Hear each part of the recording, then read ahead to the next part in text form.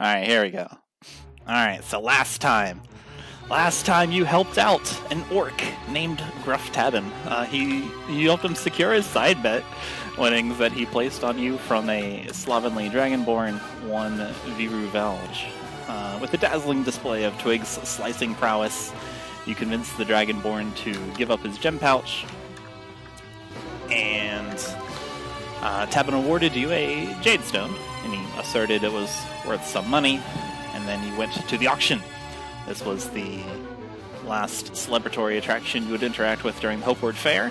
While not able to influence who won some interesting pieces, you did score a magical mug and a magical belt while meeting with the various and quirky personas that visited the charity auction alongside you. And from there, you departed through Horizon's Gate, east towards adventure, toward Luxnox, a delivery in tow. Your raptors pound through the shimmering sands for a heroic moment, the balmy desert wind on your brow, before getting tired and slowing to a more travel-conducive pace.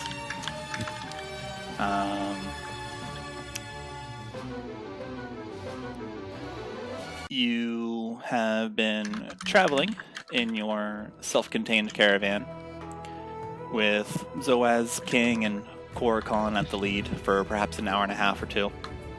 You've passed some few outposts of Dunestriders, had a water break for yourself and your raptors at a small village already. The trail of the Sun's Path, this close to Tenuto, is well worn, with cartwheel trails and footprints representing both humanoid and beast, making the going easy. Up until now, you've been keeping pace with a few silhouettes on the horizon. What would you like to do?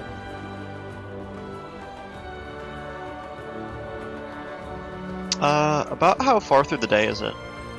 It is getting on into evening. It's perhaps 4, 5, 6 p.m., something like that. Okay. You can see the sun setting as the east is starting to get in your eyes. And just as a point of clarification, the sun sets in the east in Khorzaire. Gotcha. Xalia is going to be chameleoning it and trying to match her raptor. Okay, give me a performance check. Let's see how this goes. Oh no. Not normally necessary, but... I need to double click her sheet again. Performance check? Yes, please. Okay. Not bad, about average, so... What do you look like? Well, she's not like trying to fully match the raptor, though maybe she'll try to copy a few of its spine. It's mostly like texture and scale patterns and whatnot. Okay. Got some orangey, amber-colored scale patterns going on, some crest spines, maybe some backward-facing horns going on.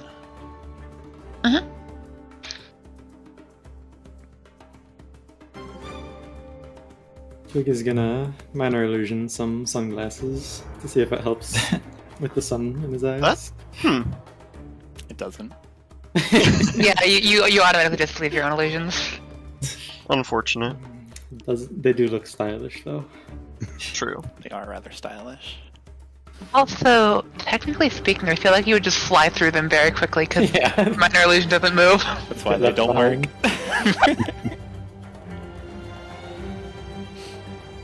Zoaz is going to turn to King and shout, the sun, it is setting soon.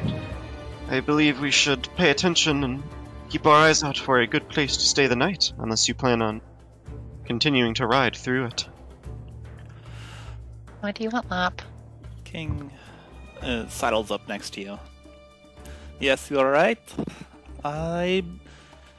You may know more than I, but I believe we are close to the next big city. I was able to make it to Tenuto from Baskar, so we should be able to do the same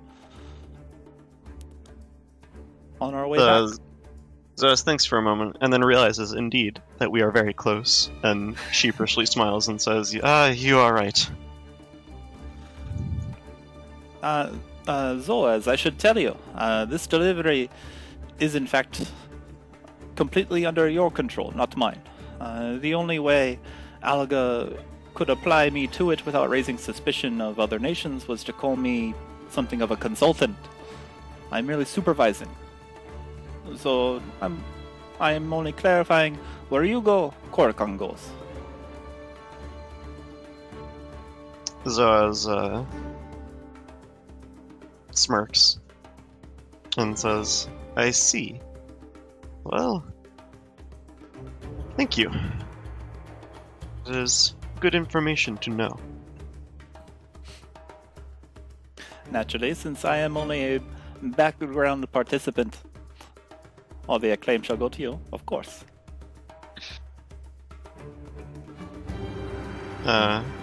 Zoaz just kind of turns forward and continues riding.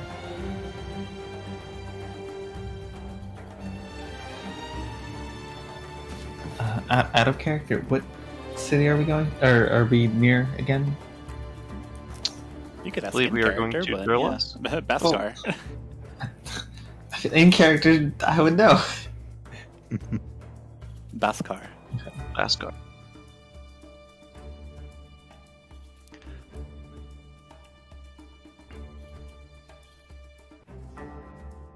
Okay. That is Durlask, right? No, it's still in Baskar is a rough and tumble mining town in Hollandis.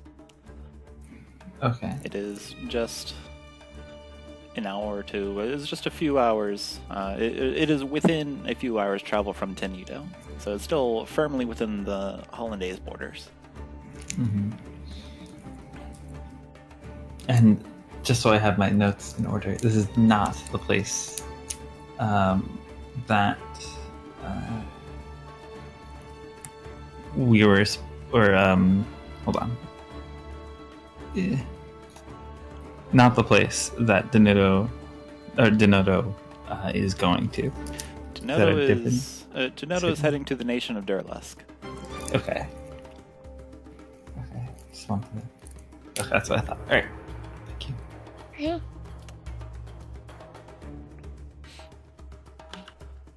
Anything else from anybody? Are we there yet? No, Zoaz, we are not. Are we there yet? I feel like we wouldn't be able to hear Xalia above the wind. But that was out of character anyway. I'll turn these raptors around. Twig, stay on your side.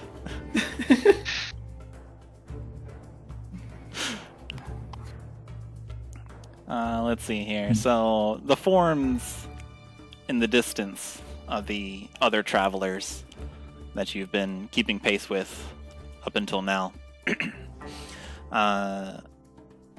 are suddenly shrouded in a puff of smoke. The smoke is strange and green and fills the air as it lazily mushrooms up. You can see this. You're maybe like a minute or so away since they've now stopped. That's... Sorry, they stopped? Like, we see them stopped, or is it we only see the haze? You see them stop for a bit. Make a perception check.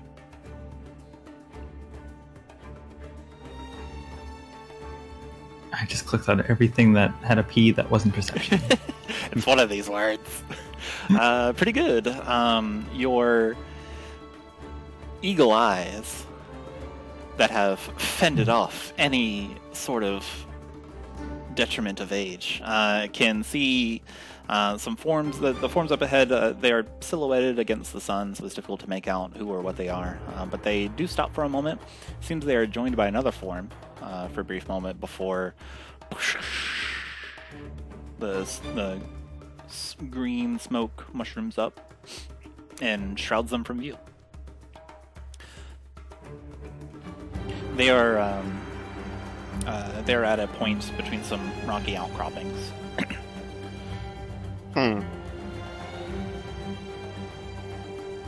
Seems ominous. Full disclosure, I never mind. I'll just save that for a different joke. Would Zoaz have any prior experience with green ballooning smoke between rocky outcrops that could potentially be bandits? Maybe make a history check. Also, I feel like this is something Makayla would also have. You have never come across any sort of like banditry that involves the use of green smoke or any smoke at all. Usually, if they're trying to shroud, they do it behind a dust cloud or like a sandstorm or something. This is not the case. Thinking back to other strange things that you've encountered through the years of traversing the sun's path, so as nothing really comes to mind, except for there's a small kind of like nagging thought that you had heard but not encountered. Some special type or like annoying type of wanderer that had a smoke cloud. Makayla, you can't recall anything. It doesn't Just seem nothing like comes to mind. Yeah, nothing comes to mind. But not saying that. What it is this reminds you of hearing about that. I have a bad feeling about this.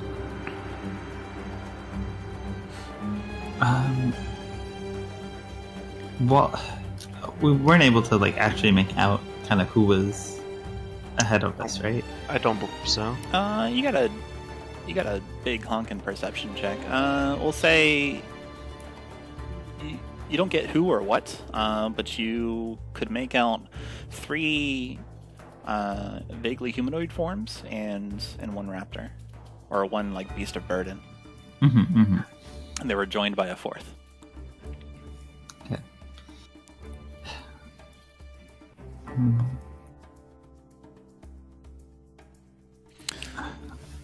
Okay, as the raptors continue on. Sorry, I was about to say something. Go ahead. Yeah. We should.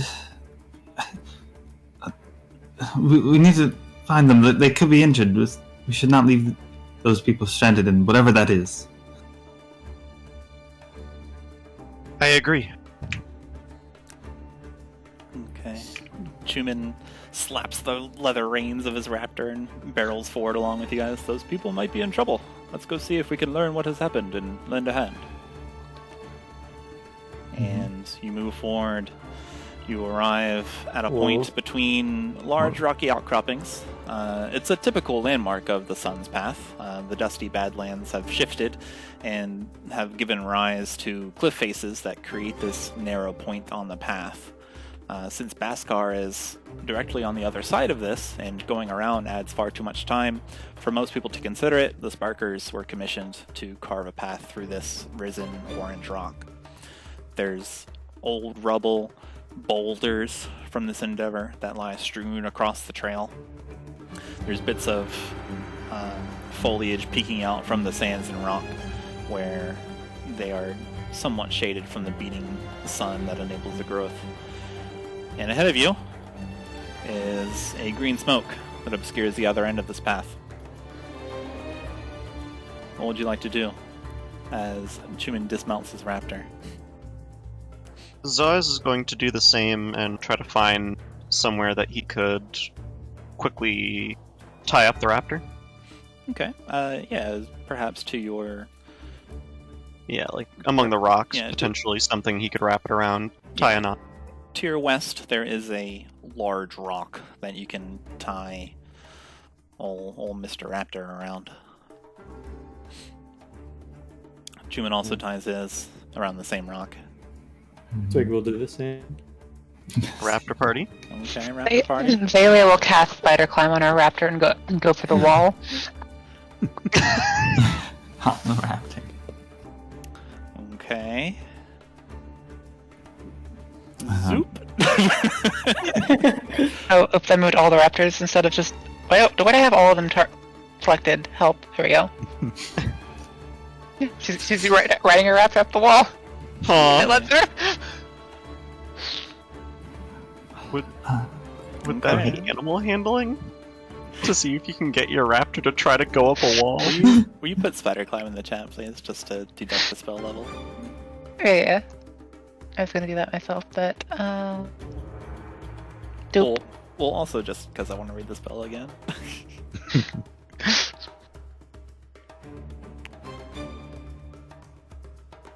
Give me an animal handling check just to make sure you don't freak out the raptor when you start casting it. Good enough. Alright, the raptor gains a climbing speed equal to its walking speed, which is 30. So you direct the raptor against the cliff face. It is a large cliff face. It scales high. It is 50, 100, 150 feet as it soars into the blues, now orange, cloudless sky. The raptor is confused. The raptor is very confused at first, wondering why you're directing it to run into a wall before somehow your animal handling coaxes it to put a tentative foot against the rock as you continue to usher it forward, and somehow it understands, and it is now walking perpendicular to the ground. Oh. We're riding it along the wall. Alright, cool. We'll put you maybe 30 feet in the air for now.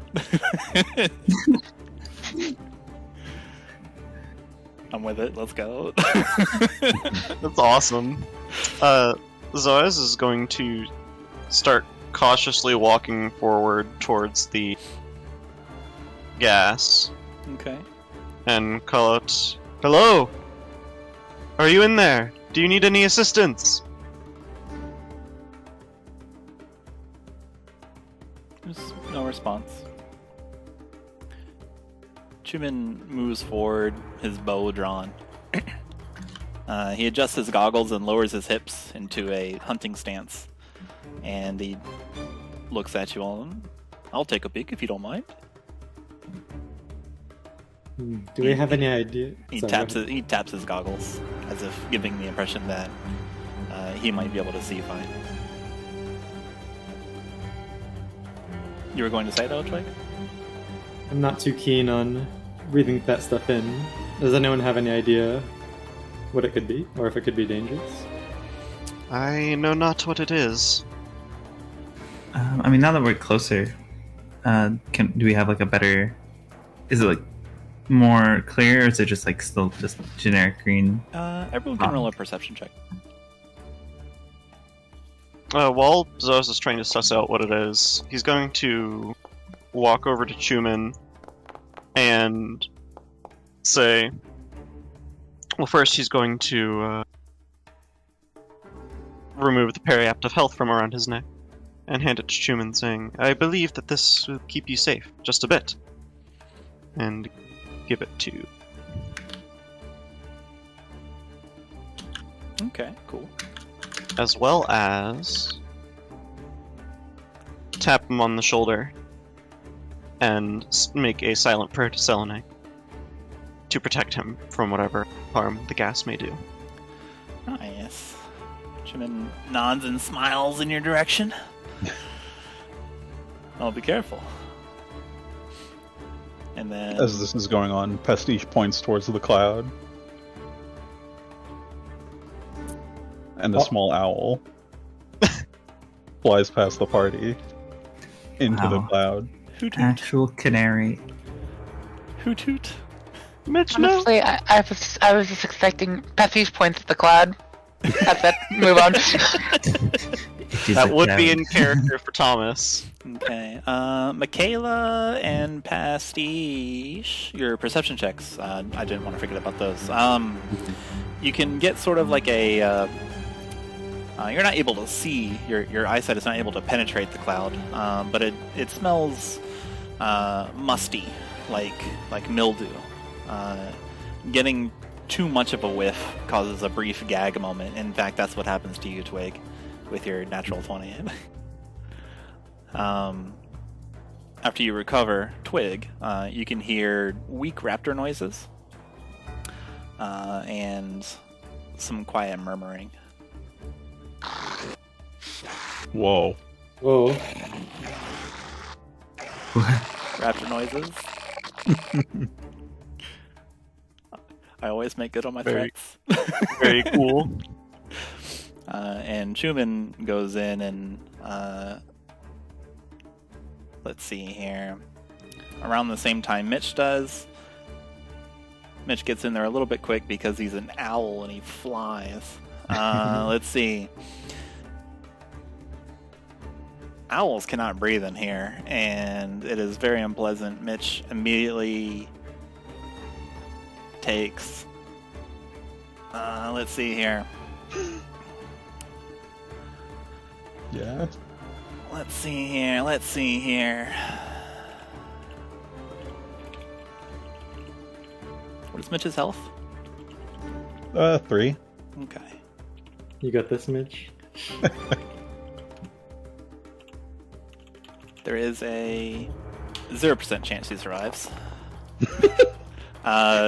You fly, or Mitch flies in, and he scouts around looking through the cloak. Everything is very obscured. It's difficult for Mitch to see. He can make out 4 forms.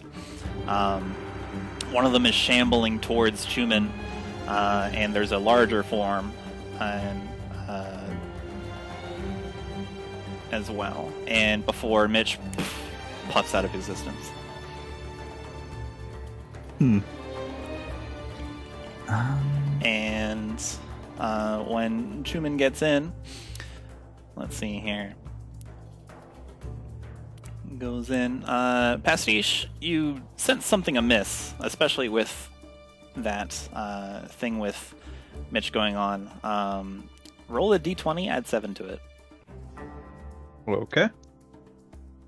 God, 20-foot cube is so small. Okay. You sense something amiss, and there's something going off in your head that just screams danger. You can do something as Chuman disappears into the mist. Pastiche kind of steps forward. He is not safe in there. I will, in response to that, immediately cast the fairy fire equivalent, Swarmkeeper fire. Here within the smoke, hoping it hits something. Okay.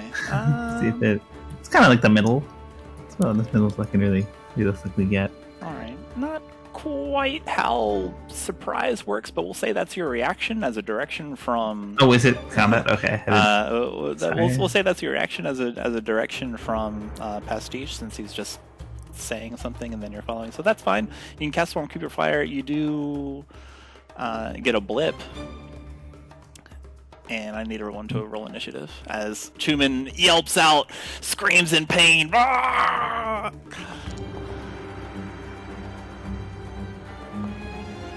Oh, so did it roll? Yeah, The everybody. DC, the Dex saving throw? They will in a moment. Anything that in it? Okay. I'm just doing logistics now.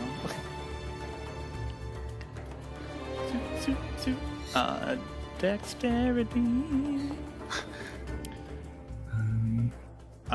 What is it? 14? Not a chance. You light up a raptor. Okay, that's the last. What should we use? Let's do. Actually, can we even see that? I don't even know how that would work. Well, you can't see them, but they are definitely lit up. Yeah, I Let's guess that see would make here. sense. So let's go ahead and Well, it's not darkness, I guess. yeah. Shink, shink, shink. Let's move on over to this other stuff. Dun dun dun. Boop. Alright. Begin combat. Because there is combat going on. Pastiche, you realize that Chuman's not safe in there, and Makayla sends forward a Swarmkeeper's just... fire. You can sense a different sort of light going on in this area. that seems to be glowing and pulsing, as Makayla has caught something with her Swarmkeeper fire. You know, Chuman is in this southwest area of the cloud, and he seems to be in some trouble. He has let out a yelp of pain.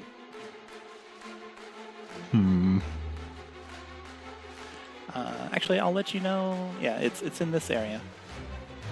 At this point, but between intersecting squares. Why did my... Sorry, why did my innate Misty Step disappear from my spell list all of a sudden? Not sure. Put it back. Very odd. Yeah, put it back. Well, it's still there.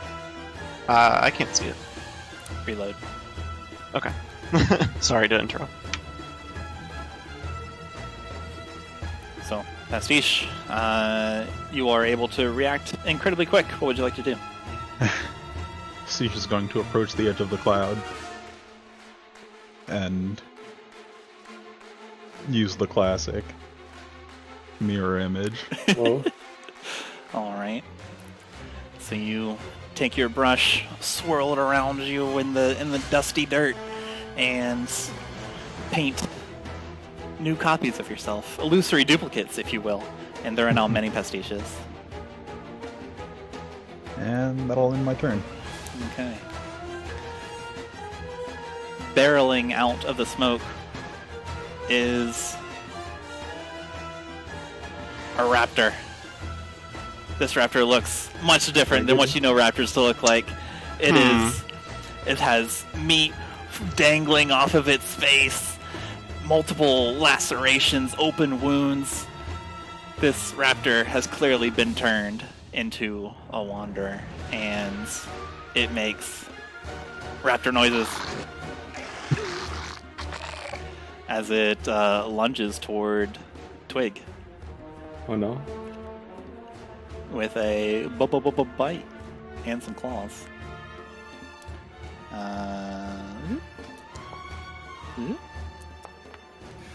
23 and a 20. Nice. Those do hit. Okay, 3 piercing damage and 5 slashing damage from the raptor as it bolts out of the smoke, becoming visible at the very last moment. Its saddlebag still strapped to its upper torso, and it lunges at you, suddenly catching you off guard and unawares. Also, it is now wrapped and highlighted in a violet color. This is the one that got hit by the fairy fire? It sure is. Yeah, it would have like... Okay, I didn't describe it because I figured we couldn't see it, so it didn't matter. It would have like this like black and gray sheen over it. Black and gray Kinda... sheen. I can do that. Hang on. And that brings us to Xalia, up in your vantage point on your trusty steed. So I'm gonna go. Can I like dash with my steed up all the way up the cliff? Oh, yes. Sorry, I forgot a point of thing, or a point of order. Attached in all of attached to all of the saddles of your raptors, you find mount rolls.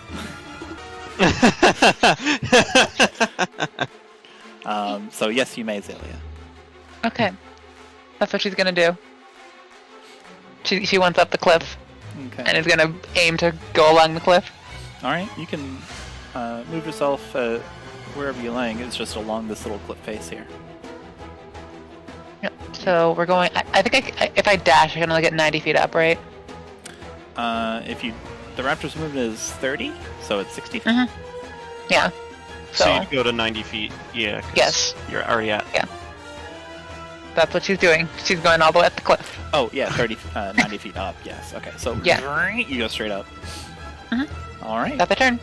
Cool. Makayla, Aye. you hear the scrabbling of raptor claws against the cliffs behind you, and perhaps the little raptor noise as it is goaded upwards. There you go. Oh, well. That's pretty cool. well, That is a cool effect. oops, what? Not familiar. Oh. Oh, okay. Well, I forgot I changed the name, so I have to remove the macro. The hotbar. I activate the shillelagh, or as I've renamed it, Aegis Blessing.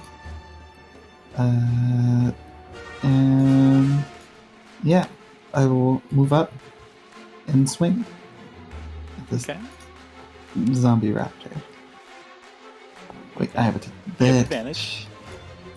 Countless the fact that I do. Nope, didn't matter. All right. Perhaps startled a little bit, or feeling a little sick to your stomach all of a sudden, you swing at the raptor and smack into one of the saddlebags. It is shielded from the blow, unfortunately. Ignore that. Polearm Master, I can't do that. Our bonus action. Yeah, so I'm just gonna move away. With or do I have to? Does that only activate on hit? I forget how the other storm works. Immediately after you hit it. After you hit okay, never mind. I am stuck here. Alright. Okay. And my turn. Alright. Next up is... You guys hear some shuffling. And a wanderer makes itself known, running out of the cloud. Opportunity attack. I attack it.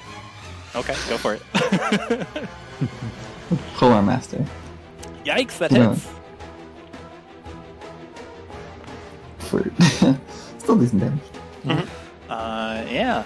This wanderer comes in. Oh, why are they all saying zombie? They're wanderers. This wanderer comes out of nowhere, traversing an alarmingly quick pace at you. Then you just bonk it on the head. It takes 5 damage, yeah. Zoop. And that's that's your reaction. I move back right. With my gathering sword. You unfortunately cannot, because it is not your turn. Lame. Okay. Got him. Unfortunate. The zombie will attempt to drain your life. 14. Yeah, I get drained. Okay. Zombie reaches out, My goodness. clawing at you. There's this wicked turquoise smoke coming off of its fingernails as it claws into you. It scratches into your very soul and draws back. It deals 12 necrotic damage to you. And your maximum hit points is decreased by 6. By 6? Yes. Fun. Very cool. Does that include current? I forget. Does it include what? Current hit points. So I'm 14 out of 26. Does that make me now 8 out of 20? No, it doesn't do damage again. Okay. So you take 12 damage and your max goes down by 6. Sure. Which brings us to Twig Trouble. You see Makayla get mauled by a wanderer.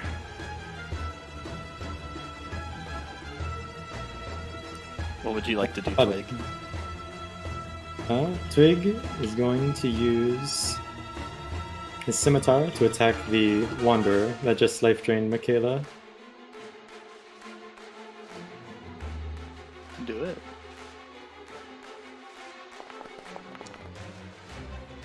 Yeah, it hits. Okay. Bonk.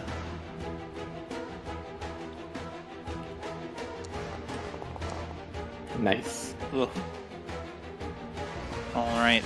And then, as a bonus action, attack with the dagger, the wanderer again. Okay. Do it. You brandish your scimitar, strike it home towards the wanderer. An 11 just barely hits. Oh. And strike it towards the wanderer, stabbing into its fleshy bits, or what flesh it has remained. And then you take your dagger offhand and then cut across its shoulder. It smacks against the collarbone, not digging in as deeply as you had hoped, but you do manage to make it Feel pain. All right. Also, wow, nice snake eyes. Thank you. You worked very hard on it. All right. From inside the Is cloud. King not that's initiative, right. by the way? That's a good point. I forgot about that. Thank you. Hey! He fortunately rolled after the current Okay. turn because I was going to skip him if he didn't. How come you? Alright, from inside the cloud, you can hear Chuman's yelps in pain. Let's see if he gets murdered.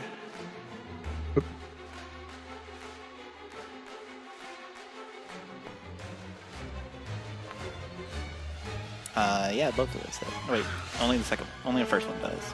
I was about to say, I thought he had more than 11 AC. What? Alright. You hear Chuman yelp in pain as you hear more like smoke oozing out of the smoke cloud, and you hear something dire is happening to your companion. I'll say. That's a lot of let's see. damage. Let's see here. Let's make a Okay.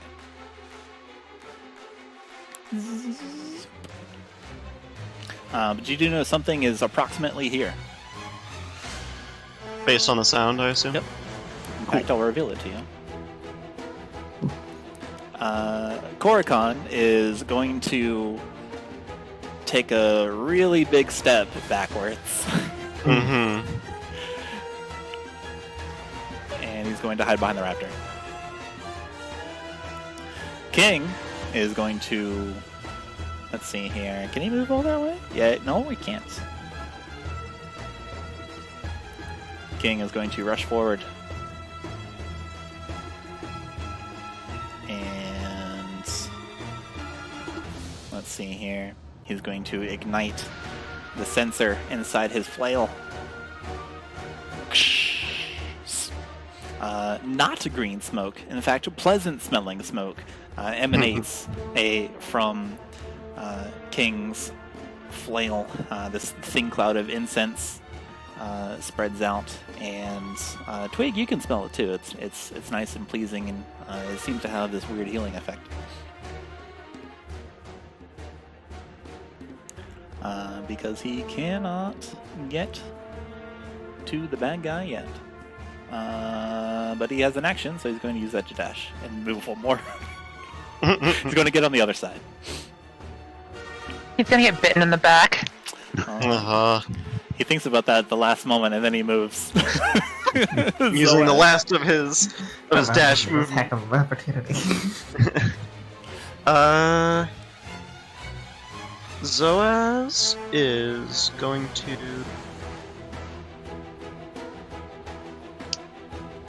move up and in both hands take his staff, raise it high into the air, and chant, Selene, protect us! And activate Twilight Sanctuary. Lit. Okay, so this sphere of lunar energy emanates from you in 30 feet in all directions, and is filled with dim light. Mm-hmm. Then... This is not considered a spell or anything, so it doesn't take the only bonus action cantrips rule. Correct. Okay. Zoaz is going to use a second level spell slot to cast Healing Word on Makayla. Cool. You whisper a brief incantation, beckoning Selene to aid your friends. Makayla, the light of the moon. I thought it only heal 6. I used... Wait, what? Yeah. I used apply healing on it, and it only applied 6 out of the 8. That was weird. I'll just apply this too. Yeah, just put 2 more on it. I believe that will be Zoaz's turn. Okay. Let's see here. Wait, don't you only have 6 HP to heal? No. Your max got lowered, right? Yeah. I got hit by like a lot of damage though. She took 12. Yeah, and then your And then And then max your got max- lowered. was lowered by Oh. 6, so you only had 6 You're HP to right. heal. Oh, Yeah. cool. It does work properly. Okay. The thing works! Great! Shrieking out of the cloud Oops. Sorry is about a wanderer that comes and goes to claw and drain the life of Pastiche. Good luck. Hiya! Not a chance. Doesn't even hit the clone. And then is going to, let's see here. I believe that this is the correct size for the Twilight Sanctuary. Oops. C. So what does that do? At the end of when somebody ends its turn in the sphere, you can grant the creature a benefit. So Yes. temporary hit points equal hit points equal to 1d6, and they can Once they end their turn. end charm or frighten. Cool. Yep. Okay, and then also from inside the cloud, there's a surge of quick movement as another zombie whoosh, lunges at you, Pastiche. Alright. It breaks the cloud cover for a brief moment.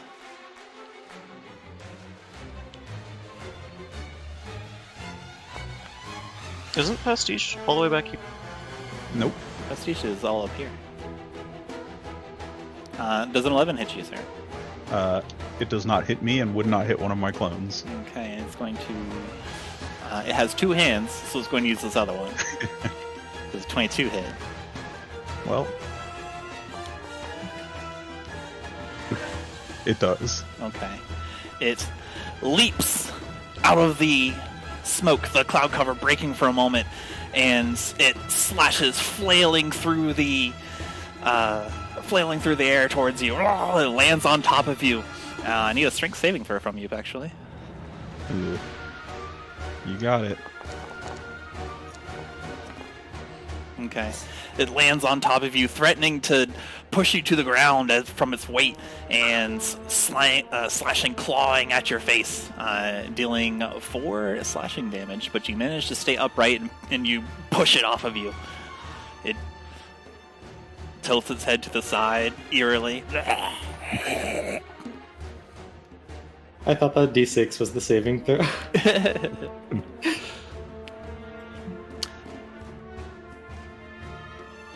Which brings us to Chuman. Chuman, there are the sounds of a scuffle. I'm just gonna, let's see here. Toot. Let's see, 1d8. Let's see if he hits. Pastiche on deck. While I calculate Chuman's attack. You got it. Actually, go ahead. We couldn't do that. It would have to be the... It would actually be the hand axe is what it would use.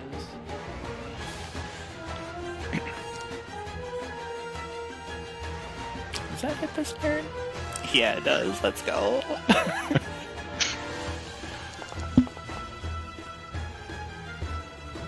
Good work, Chuman. And Great he's job. gonna do 2 weapon fighting to go for the dagger. Hey, not bad.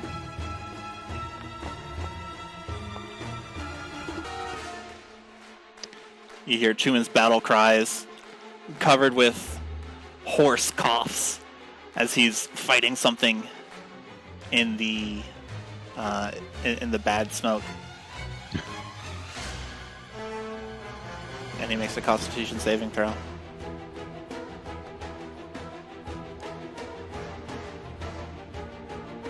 Rolled awfully close to that one. On the end of his turn, because I do not have to be able to see him, if he's within the circle, I will grant him the temporary. That's very helpful of you. Oh, and that should be 9 total, because it should be plus my cleric HP. Okay. Or level, excuse me. 9 total temporary HP. Yes. Okay. For whatever reason, I can fix that. Okay. Chuman's horse coughing. I said it right the first time, but couldn't do it any other time. As he chokes on whatever miasma in this cloud. Which brings us to Pastiche. There are 3 wanderers around you. There sure are.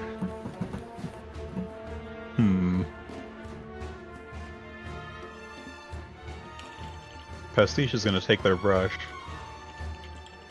dip it into some kind of inky substance they've been carrying around, and just fling it all into the air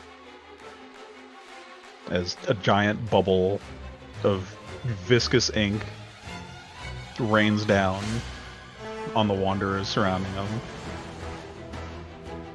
Sick. It's gonna hit these two. Alright, let's see how dexterous they are.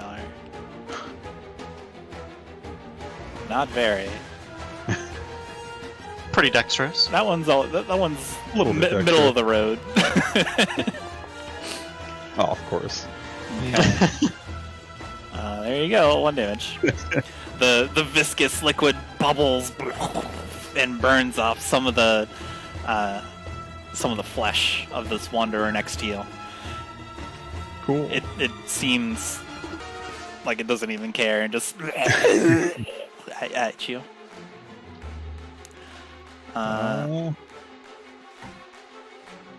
believe that's my turn. Okay.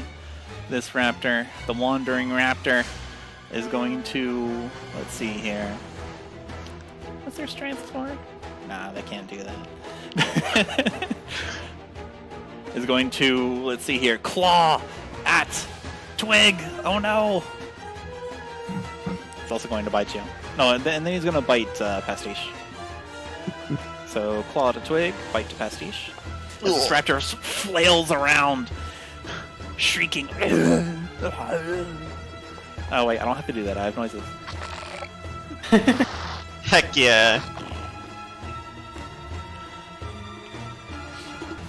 Okay, let's see. Twig, 6 slashing damage from the Wandering Raptor. And Pastiche, does a 7 hit you, or a clone, or something else?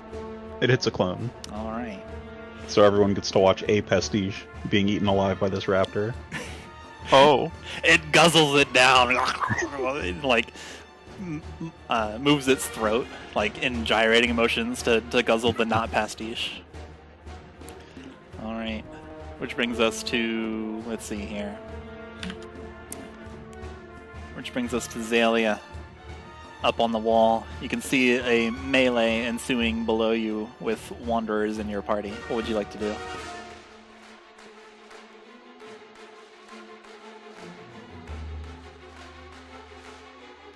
Val? Xalia? We cannot Muted. hear you. Um, There. Climb all the way up to the top of the wall and like move herself to point towards, Okay. because she has an idea, and by God, if she isn't going through with it. Let's see here. The top of the wall is variable. It's between 100 and 150 feet in different places. So are you just going straight up where you are, or are you moving forward or anything? She'll go like get to the top and then go as far towards the fight as she can. Okay. Let's say you go down and up and down and up. We'll say you end up at 110 feet up, and Okay. you are probably here.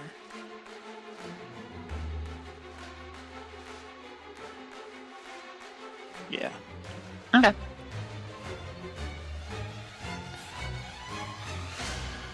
Using the Raptor's dash action, but you have your full array. Oh, I'm allowed to do that. Well, Yeah, you're using the mounts stuff. Can I use my action to make Raptor go more? Sure. I'll allow with an animal handling check, so it's not quite. Actually, no, this is close enough. She's gonna jump off, basically, Yeah? and get over here. Oh, like dismount and Yeah. run over. Okay. Okay. And then she's gonna pick up a rock, and she's gonna throw it 150 feet down at this guy. Like a big rock? Yeah. Oh. Let's see. The biggest one she can comfortably touch.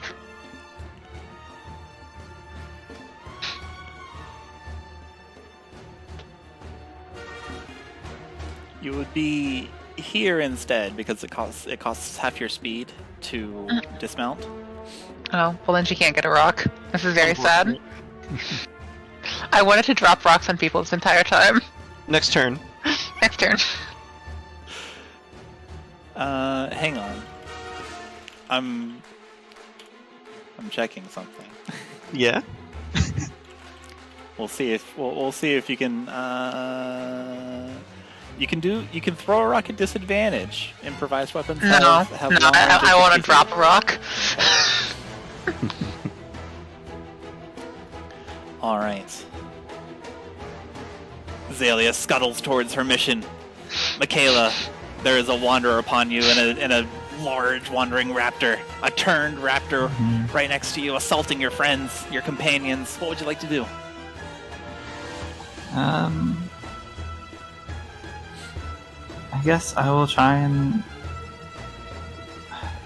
whatever, I'll just smack the wanderer in front of me.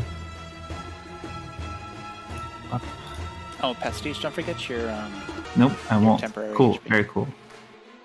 Oh, right. Let's see. A 10 does not hit. A 12 does though. It does? Yeah. Thank God. Alright. Yeah, with that... Alright. The damage is gonna be garbage. Oh, better than my main hand. Okay. You slap the butt of this zombini. I move myself 5 feet back. And it falls over. Its life force spent. I still move over here. And I guess I'll end my turn. 7. As you exit the area, the wanderer scrabbles back to its feet. Its anger renewed. And you gain 10 temporary HP. And I think I forgot to do that pastiche. It's okay, I rolled it. Okay, thank you. Oh, it's 10? Okay, cool. Voodoo. Okay.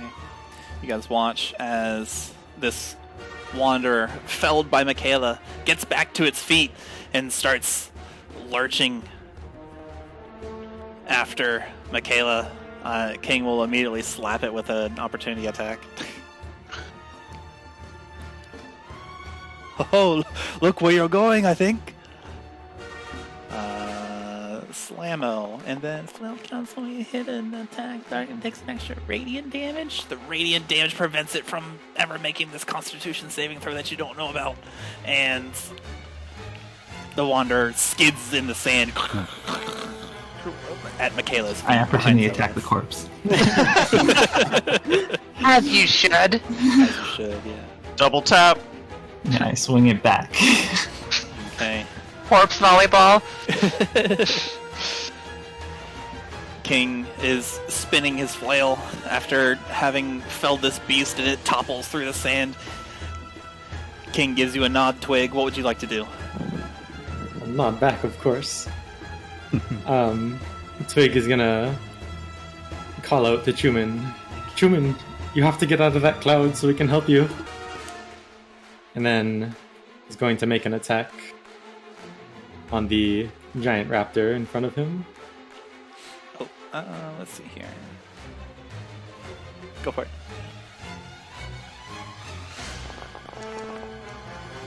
Oof. 12 Twig, you also heal 4 hit points from the soothing smell of King's censer flail. You critically hit the raptor? What the heck? Yeah, a critical hit hits.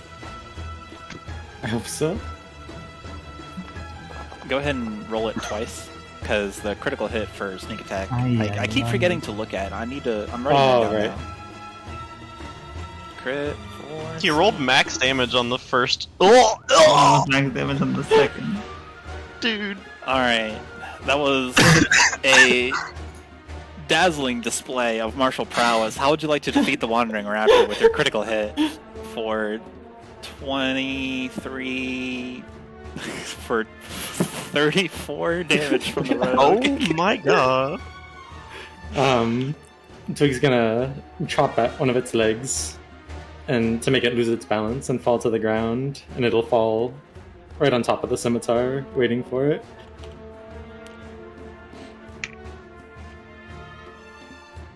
Absolutely. And then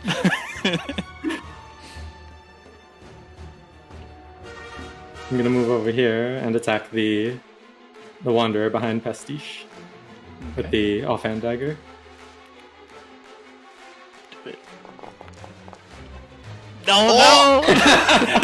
Go for it. Got another critical hit. Amazing. Alright, 7 damage, yeah. All my name days have come at once. God! After felling the Wandering Raptor, you briskly bolt over to the opposite side of the Wanderer that is harrying Pastiche, and you slice at it effortlessly, and yeah, it doesn't have an arm. Right. You have cut it off. I'll do my turn. Viscous. Thank you. It's your arm now. You own it. Oxygenless blood, the viscosity of molasses pours out of the arm that you cut off. Stop being annoyed. No. Sigma must be annoyed. She curled up in my lap and she's like, nah, nah. What are you gonna do about it? This one. Pet her. Let's see, when does this happen? Oh, it's already happened. Let's double check. Creature starts its turn. Hiya! This one is going to attempt to fell Chuman before he can get the chance to get away. But a 13 does not hit him. Ugh. A 16 does though. Ah!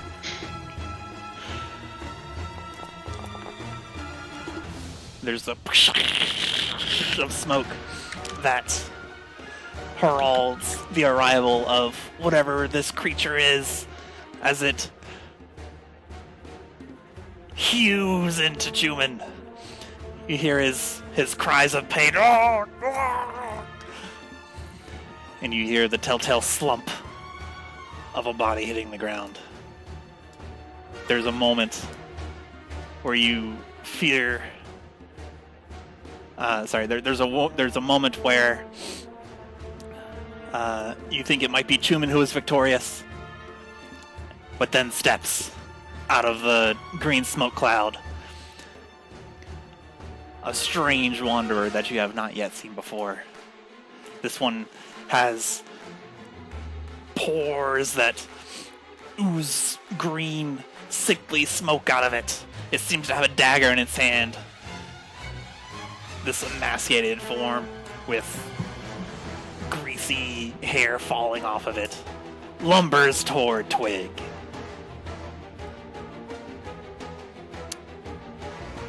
Korkon clears his throat and takes another step back.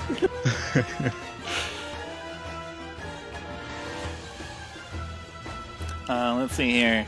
King is going to...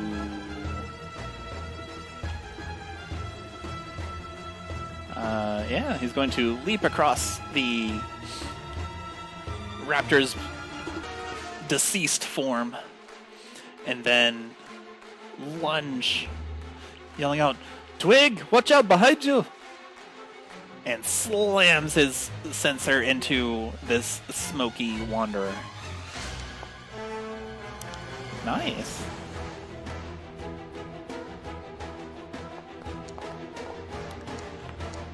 And he's going to smite it. My goodness. Okay. He runs up, twirling his flail, and delivers a massive uppercut to the plagued zombie's chin. There's a shine of bright, radiant light from the porous flail. Smoke versus smoke. As the zombie takes a lot of damage. Hey. Some of it's radiant.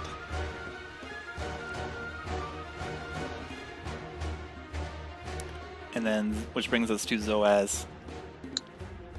I have a question. What is your question?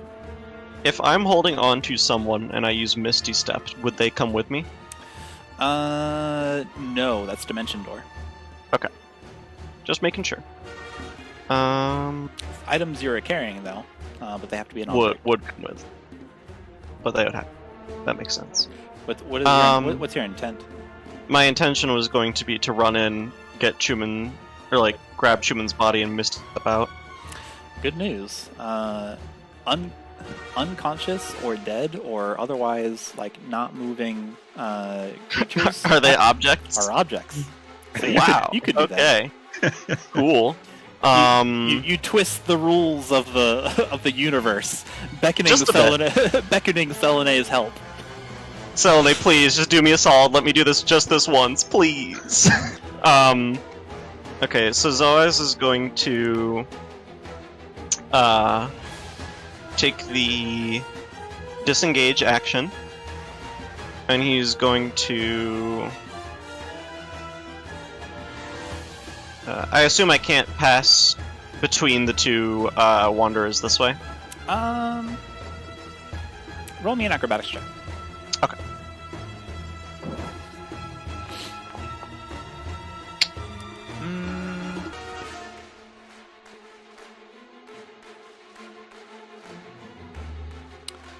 Let's see. How do I want to do that? That sounds good. In a brief moment, you can see where they are, where the husk-like zombie is enthralled with one of the clones, and then the wandering zombie is slashed up with Twig. You can see for a very brief moment that you can tumble between them. Okay. There we go. Am I in? This is where I run to. Am I able to sense Chuman's presence at all? Yeah, he's right there. Okay. With one hand on his staff and the other on, like the other grabbing Chuman by the shirt and like tugging him as close to him as he can. Zoaz waves a circle above his head with his staff and is going to Misty Step. Maybe. All right. Play over here. With Chuman in tow, if he can. Let's see. It requires a space that you can see, but you can accomplish that by going like here, and then stepping. Okay, so that's fine. It still works. It's Yeah. just a minor point of order. Mm-hmm. That's good to remind me of. I will keep that in mind for the future. Okay. Zoop. And that will be Zoaz's turn. Okay. Like the waning and waxing of a new moon, you are enveloped in a moon's phase, and you reappear and deposited behind Makayla, a short distance.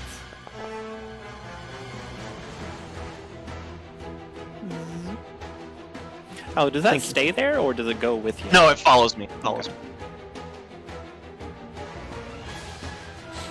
Okay. And let's see here. What's the roll for it? That was my temp HP. Oh, yours. That's right, because it affects you too. Mm-hmm. All right. Is that your turn? Yes. This wanderer would like to end his turn by attacking Pastiche. A rock. Hiya! He's gonna try to drain your life. Look out. Pretty rude. Yeah, it's rather rude. Oh, natural 20! Alright. Well, he drained someone's life. He gets the clone? Yeah. Alright. My clone's dead as death. The clone takes 24 necrotic damage. And it is carved, these long fingernails dragged through the painted duplicate, and it dissipates from existence. This one is going to, let's see here, continue clawing at Pastiche. Trying to spill your blood. Not my blood. It wants it real bad. It's- Dang! Okay, so Like being a small baby. the first cat. one. That's the first one. That definitely hits me. Okay. I'm sorry. Alright. You take 9 slashing damage. Fortunately, the second one does not hit me. Okay. Second one is 7 slashing damage. As it carves both. Is that the Ugh. last one? Yeah. It carves both remaining pastiches. Whoosh, one dissipates from existence and splatters into a puddle of ink. The rest, or sorry, the remaining one that clings to reality does not splash into a puddle of ink. Instead, this one bleeds. Just a little bit. Just a tad. Shielded by Selune and all that. True. Alright. Chuman's down for the count. Let's see if I accidentally kill Chuman. No. Alright. That's a failed death saving throw. No. I don't. There are zombies all around you. Mechanical question. Yes. If two creatures are restrained and they're attacking each other, It is a normal. do the advan- it's just normal? Okay. Because the advantage and disadvantage cancel each other out.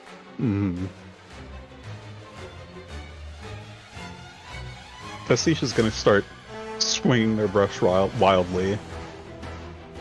And suddenly, the area under everyone's feet is covered in an inky web. Okay. This is for the Husk. This is for the Normal Wanderer. This is for the Plague Wanderer. Oh my god. This one is restrained. I need everyone else in that area to make a dexterity saving throw, please.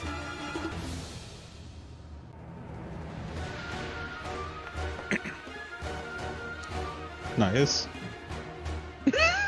Wait, What? you're not starting your turn in there, are you? I'm definitely going to be ending my turn in there, so whatever. Oh, that's fair right, enough. because Web is like, when somebody starts their turn. I forgot about that. Because I didn't like I it, mean- so I forgot about it. Everyone is Turn. is going to be starting their turn in there, so Yeah. they may as well. But I was curious about Well, I Pastiche's ability to get out. It does matter whether they're restrained now or on their turn. That's 'cause true. It's going to affect attack rolls, That's true. potentially. Yeah. Mm-hmm. So, I won't be re-rolling them, so we'll just say Yeah. that this one is restrained. What would you like to do to finish up your turn? Pray. Alright. Pastiche swirls and these inky tendrils come up. The light of the moon gently caresses you. You prayed, Selene answered. Alright, Xalia. The battlefield is unfolding below you. She's gonna find a big rock. Alright. Roll me a survival check, please. Okay. Rocks are not difficult to come by. Okay, cool. You find a nice rock. It's big. Big and throwable? It's big and throwable. Alright, fuck this guy. Alright. Can I use Can you use what? dexterity to throw the rock? Sure. I mean, it's a ranged attack. Yes, you may. Improvised range weapon. Yes, you may. Alright. Cool. You heave this big rock that is burly but not unwieldy. You hurl it with two hands under it, underneath it, and before I go ahead and do this away from your expectations, what are you expecting to happen? 3 to fall damage. Okay. That's I couldn't make any of that out. Rock plus 100 feet of fall damage, or something to that effect. Ah, okay. The rock will deal 1d10 plus. Let's see here.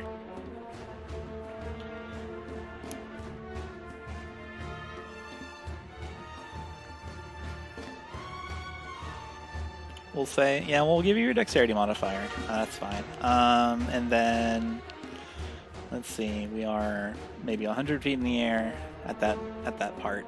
It dips down lower.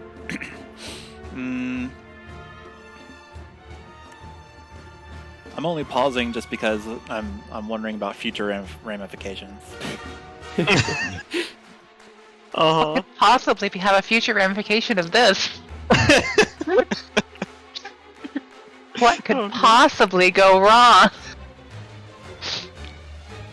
Xalia begins warping rocks into the sky at all times. We'll say, to keep combat moving, we'll say for dropping items on top of other creatures, it'll have an effect where it is a d6 plus the number of a d6 for the multiple of tens of feet that it drops, halved. So if you drop it 100 feet, it's 5d6. Alright, cool. Alright. That hurts, actually.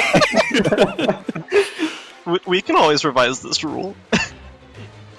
Let's see here. You, Pastiche, Twig, Makayla, and Zoaz, and King, you all are engaged in this melee with these wanderers assaulting you before suddenly, thunk!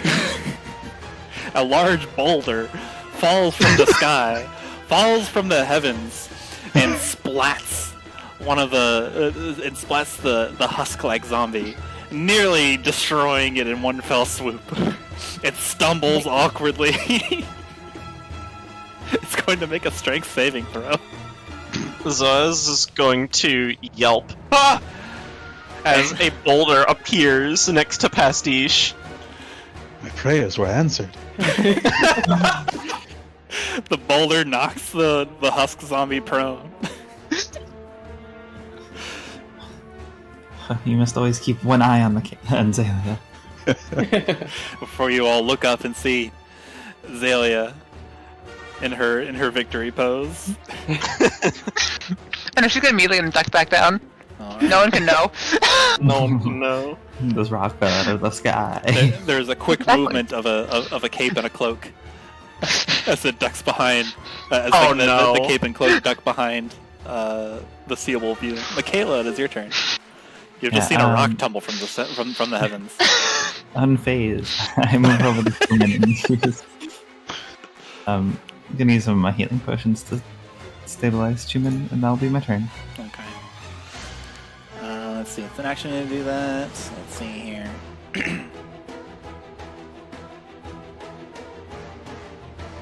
Oh wait, hang on. Did I accidentally turn Chuman into a zombie? Oh Did no! you?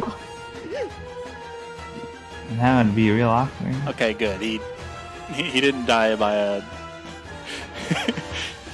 He died in the correct order. That would have been real awkward for Raikel. That would have been real awkward. Let's see here. However, you administer this potion, and there's a moment that passes where it doesn't seem to have any immediate effect.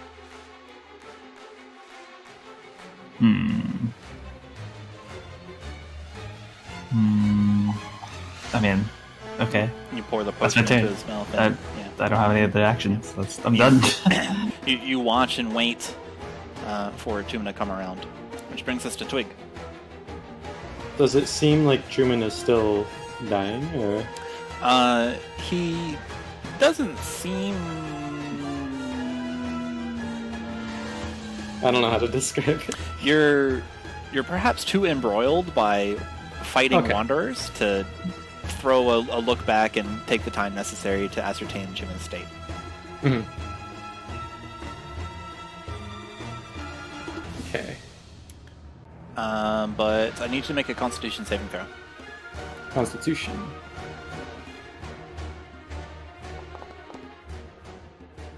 Okay. As worry creeps over you, worrying about Chuman, there's this stench and this choking miasma that fills your nostrils, and you've been coughing and retching, and you're poisoned.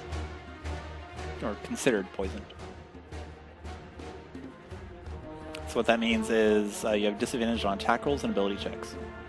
Okay. I'm going to. I'm sorry, and it obviously came from being in proximity with this thing. Okay. Because the smoke is wafting over to you from it. Mhm. I'm going to attack this guy. Do it. The normal attack.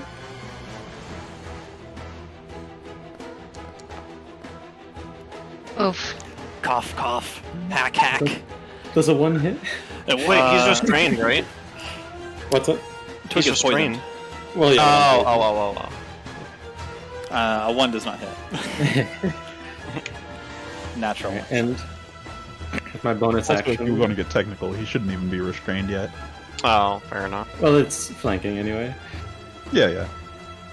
It's fine, go ahead. And with my bonus action, I'm gonna whirl around and try to disarm the zombie behind me with my dagger attack.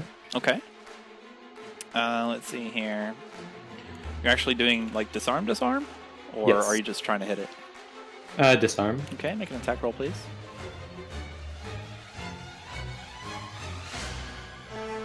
Let's see how athletic this thing is. The attacker. Let's see here. It is not larger nor smaller. Ping! The dagger goes flying off and slams into a rock somewhere else. You have disarmed the Wanderer. And I'm just gonna step over here. Okay.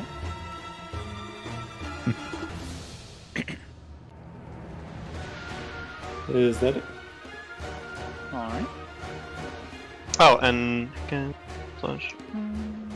Does it It's keep a- the old number or refresh it with like a new temp HP?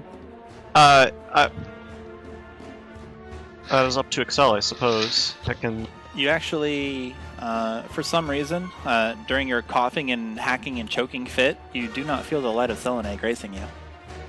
Okay. Ah. I see.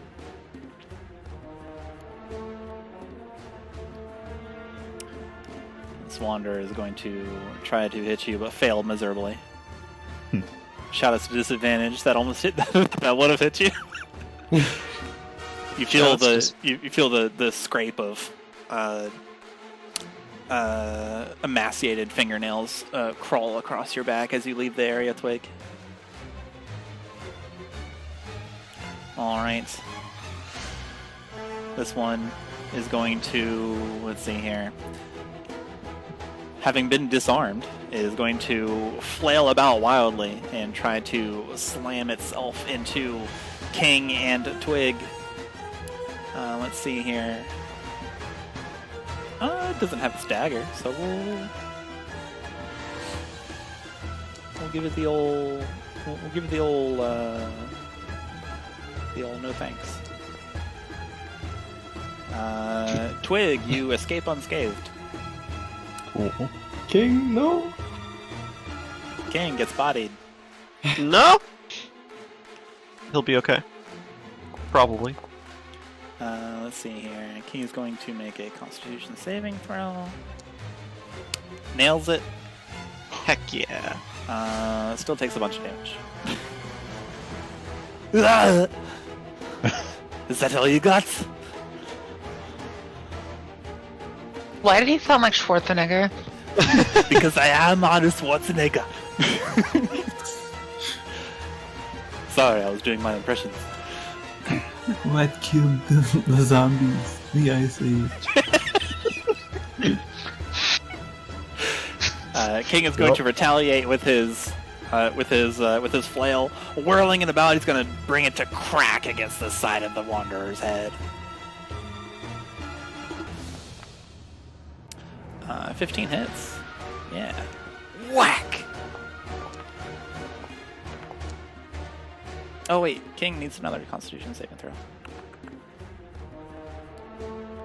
Oops, save because he is close to the thing. King is also racked with coughing fits. Ugh.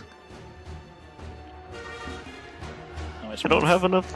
I don't have enough second level spell slots for this. Okay, it still hits. Let's see here. Bum bum bum bum. Slap and slap. He's gonna smite it.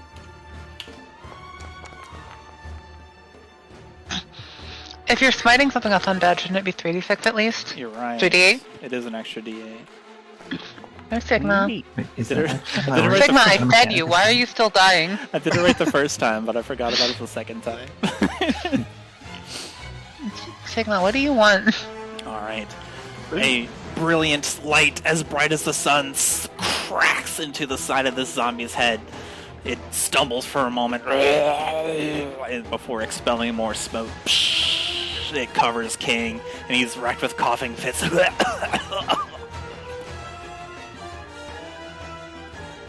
Everyone, I think we need to stay away from this one. Let's finish this quickly. Zoaz.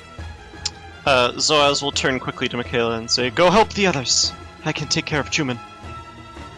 And is Healing going. did not work on it, by the way. Mm-hmm.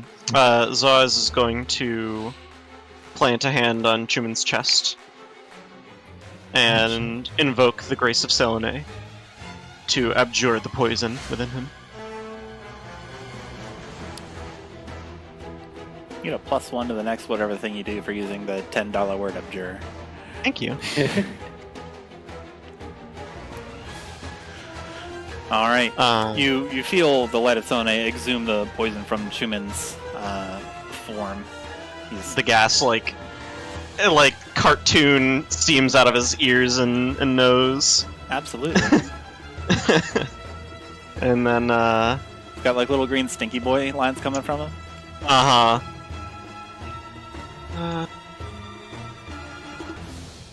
Trying to stabilize someone would be an action, correct? Yes.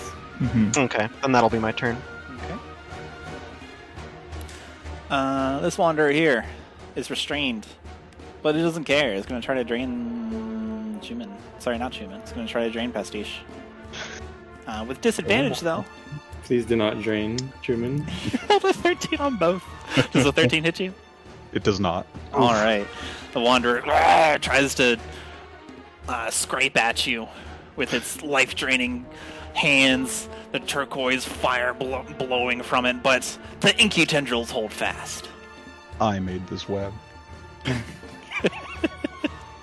Let's see here. The husk is on the ground. It is not intelligent enough to get back up. It's going to try to claw it. It's going to try to claw at Pastiche's ankles. 11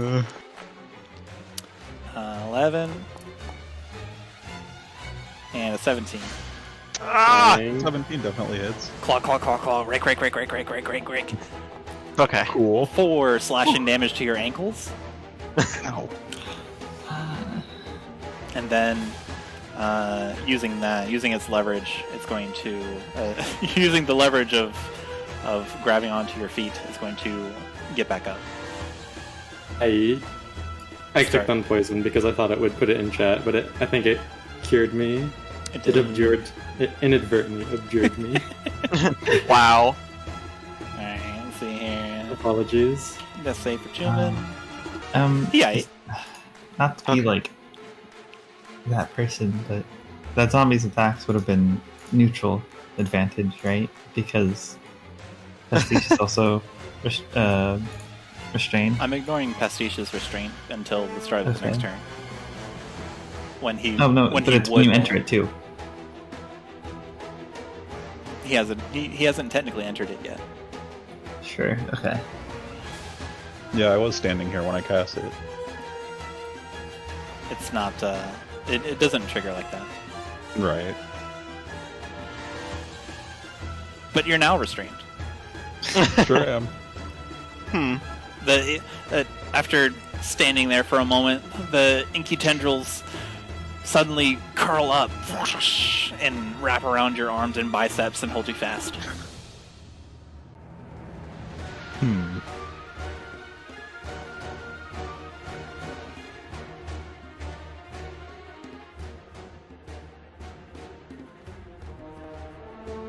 What would you like to do, Pastiche? There are 2 wanderers around you. There was a third one. Well, you know.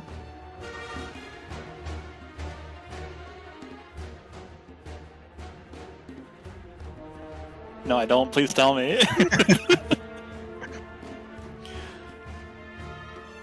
If something doesn't have an attack roll, then being restrained doesn't That's affect correct. it, right? That's Okay, correct. cool. Then we're gonna splash more ink into the air, Heck yeah. targeting these 2. Okay, the Wanderer and the Wandering Husk. They both fail. Sick. Roll high. Nice!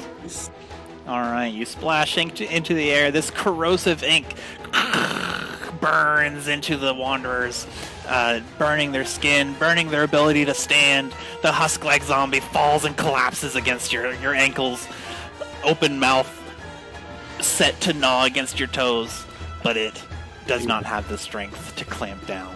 You have defeated one of them. Your toes are safe for now.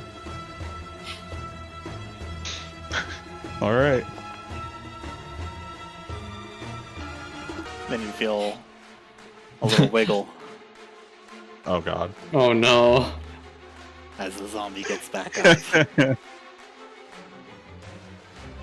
prone though. Alright. That's fine. Didn't want to. If it dies, we can kill it. So Xalia has at this point realized that she doesn't actually need to throw it herself. She can just mage hand a 10-pound rock over. That's exactly what she's gonna do I to don't disagree. airdrop a 10-pound rock on this guy's head. Sure. What do I roll for that? Let's see. It's an action to summon Mage Hand. Is it an action to control it?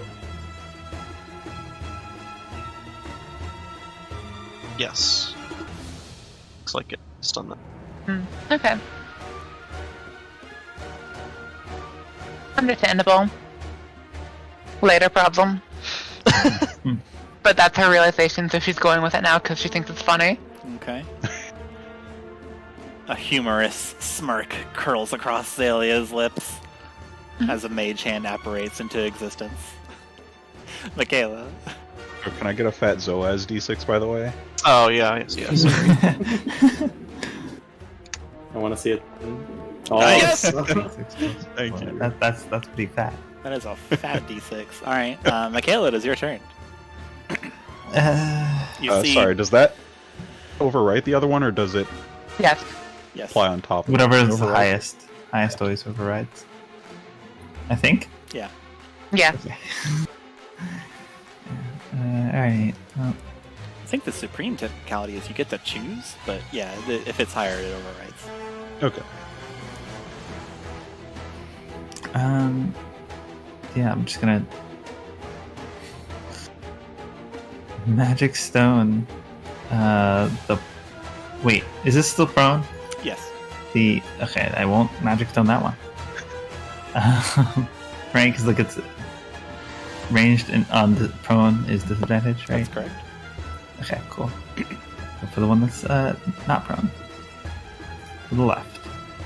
That is at advantage because it's restrained, correct? That's correct. Cool. Heyo, 24 hits. Hey. You wing this stone into this wanderer Right in the forehead. right in the forehead. Slam! Do you get any... Huh? Not saying you're doing this, but for my own reference, is Gathering Swarm, is that only on melee attacks? No, it's any hit. Okay. Yeah, and then I'm gonna knock. Okay, give it a. I need a DC strength saving throw.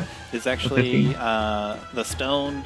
You wing it into this wanderer's forehead. Slam! It starts bleeding profusely from the forehead, and it falls over, wrapped in inky tendrils. Since it's now an object, I would say. can I move it still? No, because it gets back up. Okay, so give me the saving throw. Okay. You're moving it, I mean, right? I'm just making sure I understand what you're doing. actually, What kind of saving if it's just 1 HP. Actually, I mean, never mind. Let me just hit it for damage, guaranteed damage. Try and wait, no, because this one worked correctly. Yeah, it would actually be towards the original total, so it'd be 13. Yeah, so ignore that roll because it doesn't work the way I want it because that's overkill and does nothing. I wanted to move it. Yes, I want to move it. So I need to make a strength saving throw. Coming right up. Not a chance. Yeah. Where does it go? Oh, it's 14 DC, whatever. It goes literally a 1 northwest. So here. It goes 1. Okay. Zoop. Yeah, I'm not making it go 15 feet. It's just up to. Away from Pastiche. Yeah, just away from Pastiche, away from everyone. Stuck where it can't hit anybody. It struggles against the tentacles of ink. And my turn. Oh, it's prone too. Oh, is it? No, it's not. It died. Oh, okay. Twig. I need a Constitution saving throw from you. Constitution. Yes, please. Would that be a disadvantage because of the poison, or is that just ability checks? It's just ability checks, not saving throws. And you are no longer poisoned. Goodbye, poison. You clear the air. You're able to breathe normally now. Alright. Twig is going to disengage and run over to Chuman Okay. to try and feed him a healing potion. Sure. Let me just make that.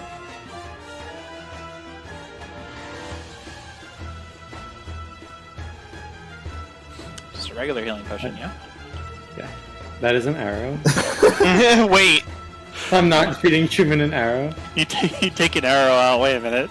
No, Put it no. back. You pull out a potion of healing. Sorry, my bag's kind of messy. I know he's an archer, but like, come on. Okay. Let's see. Does that seem to help? Soup and yeah. Oh. Cleansed of this poison that was permeating through his body by the light of Selene. You feed him the potion and the magic works now, and he is able to be healed. And he coughs and sputters. His eyes flutter open from behind the goggles, and he looks at you, Twig, and gives you a thumbs up. Twig's gonna give a thumbs up back, and then scoot a little bit closer. Okay, this one. Going to try to annihilate King.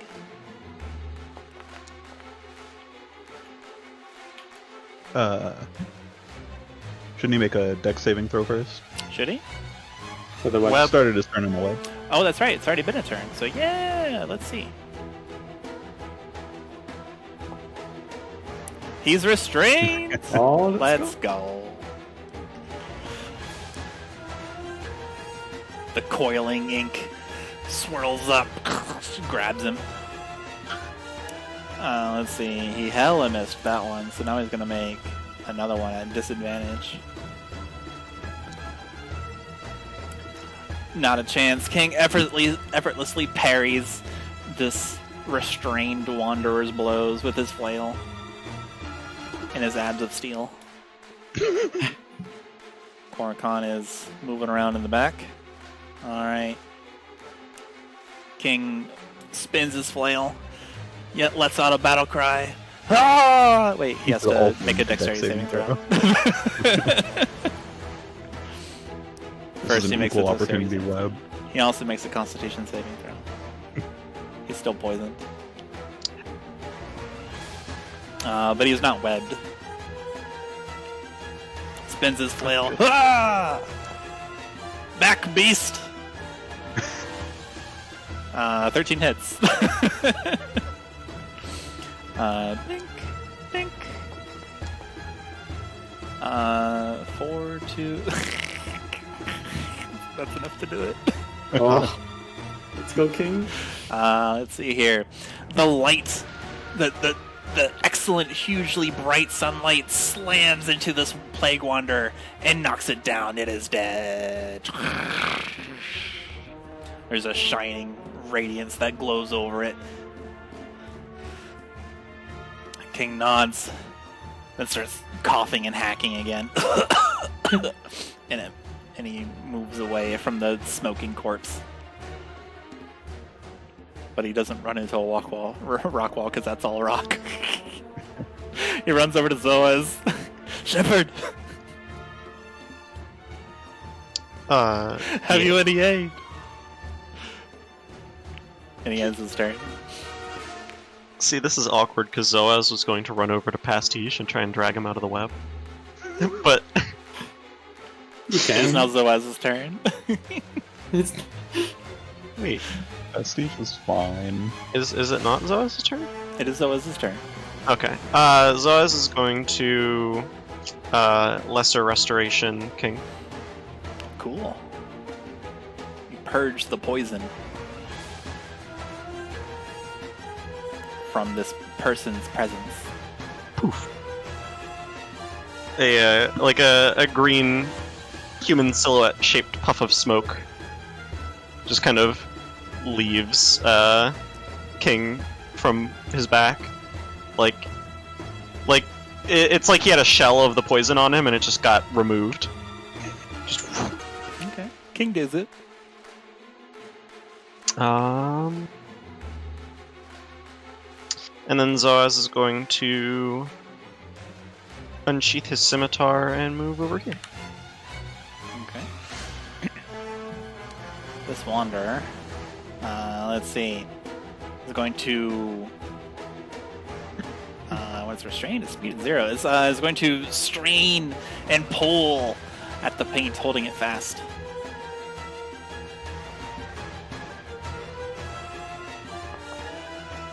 And fail terribly. It is held fast. Your magic is too strong, Pastiche.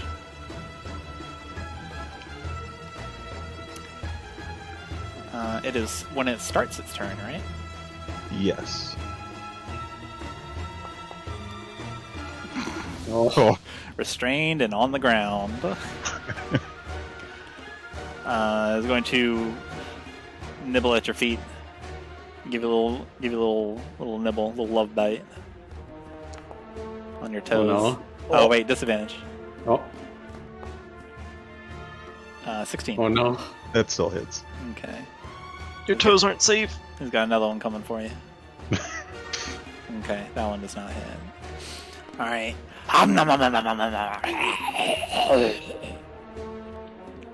4 zombie damage to you. Don't even feel it. Let's see here. Chuman, clinging to life. Let's see here. He would take out himself. He's going to take out his longbow. Going to fire an arrow with a normal roll at the restrained prone creature. 21. Hiya! Whap. All right. Okay. Let's see. 1, 2. No, it's still 2 things.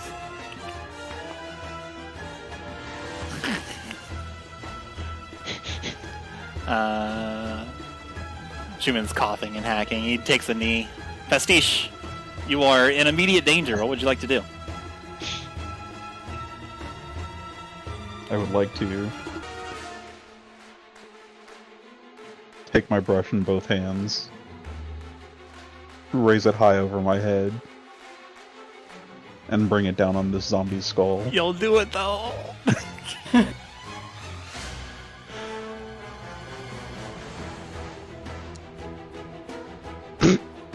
Dude. Oh wait, I didn't attack roll. Advantage, right? Because he's restrained and prone.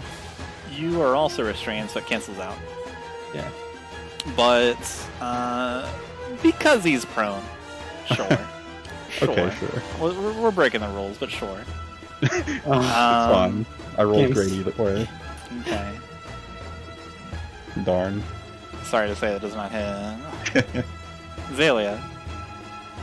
Yeah, we're gonna airdrop the 10-pound rock on that guy now. Do it. Make a... Since it's with your mage hand? Yeah. And he's on the ground and not moving, so just drop it directly on top of him. Sure. Give me...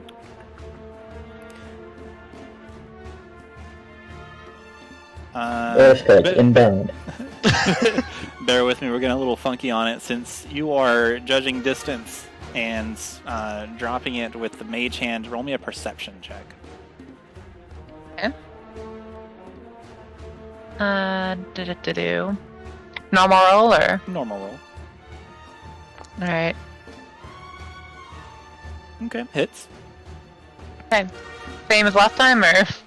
Let's see here.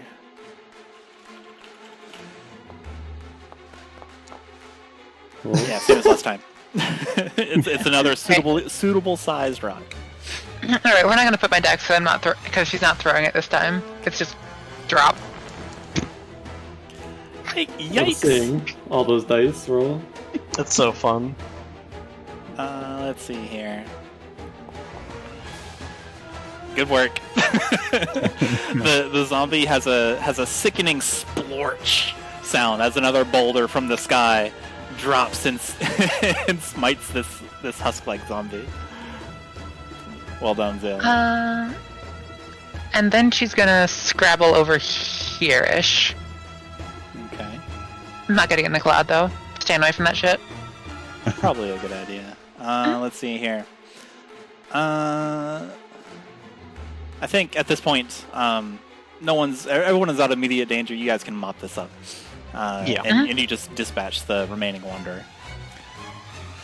But if you would like to, go ahead and... I missed. Yeah, we.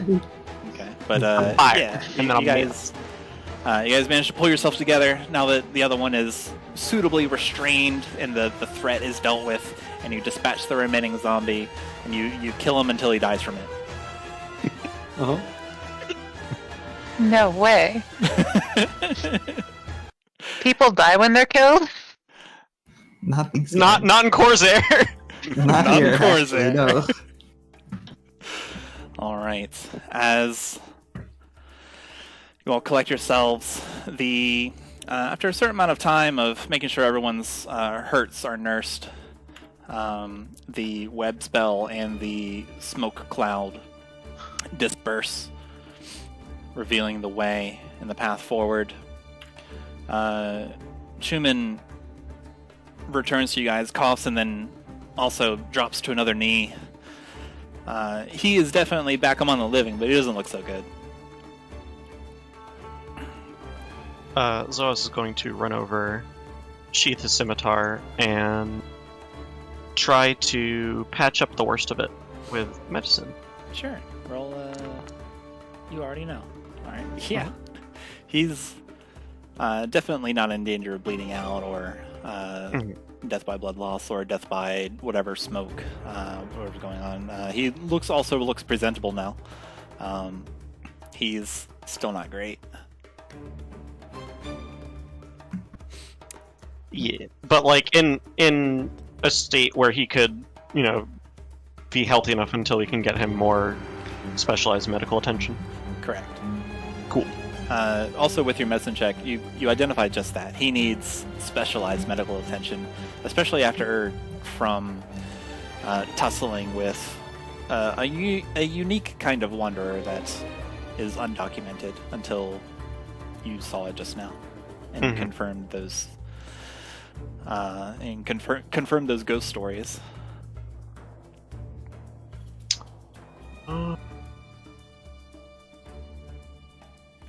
Hang in there, my friend. We are going to get you help. King, we must get moving. Chuman weakly nods, out of breath. And one more question. Go It's ahead. just gonna come down the wall on the other side and just wait for you guys. Just casually walk down. Can I use heroism to give him the adrenaline to make it to the heckin' make the trip easier on him? On Chuman? Yes. Sure. Okay. So not literally the temp hit points and the removing frightened. Yeah, but the concept of it, the spirit of it. I get it. Mm-hmm. Yeah, that absolutely helps. The pain relief and stuff. Yeah, definitely. He thanks you for it. Very rad.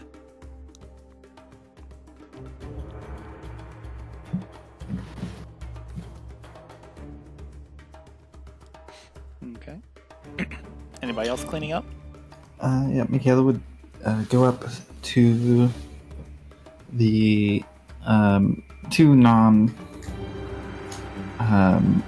just gonna say non-smoky, stinky corpses. Okay. They probably do smell, but and sort of kneel down on one knee and just sort of do a quick prayer for them. She would say,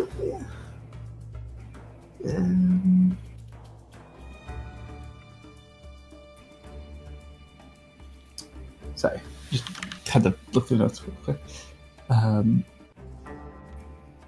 From the earth we emerge, and in your embrace we return. We praise you, Ayit, the vulture beyond, that you may find their souls and offer them peace. And she'd get up and walk back towards her raptor.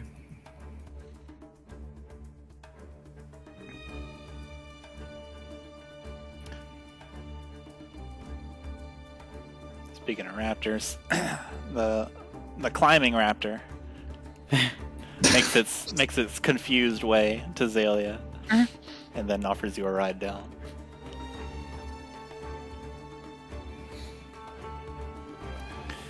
We should move with haste. There's no guarantee that they stay down.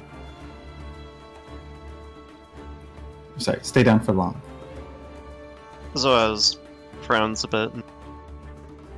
As I am loath to leave them unburied. This is what caused the problem in the first place. However, we have more important things to attend to, I suppose. First and foremost, taking care of the wounded, ensuring that our cargo is safe. King pipes up. Aye. Baskar is right around the corner. We can ask one of the Doomstriders who are not wounded from battle to take care of these folk. Zoaz nods. and begins heading towards Strap.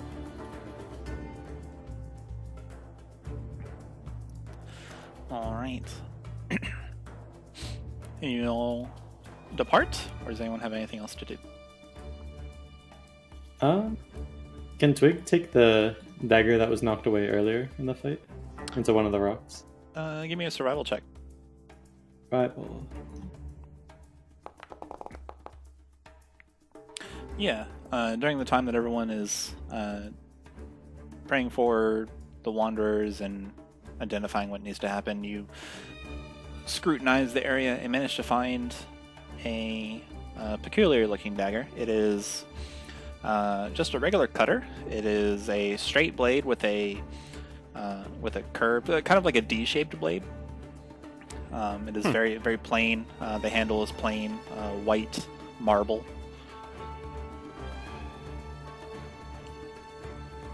It is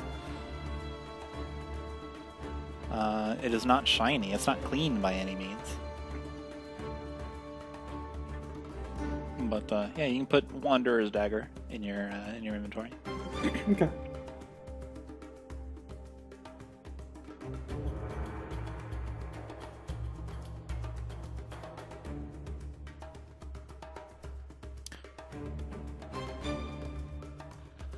Okay, and then you saddle up, start heading out to the next thing. Baskar is definitely very close. It is just a minute or so. You can see it from this little cliff action. It is closer towards the evening time now, and the sun is starting to set as you come upon the next city.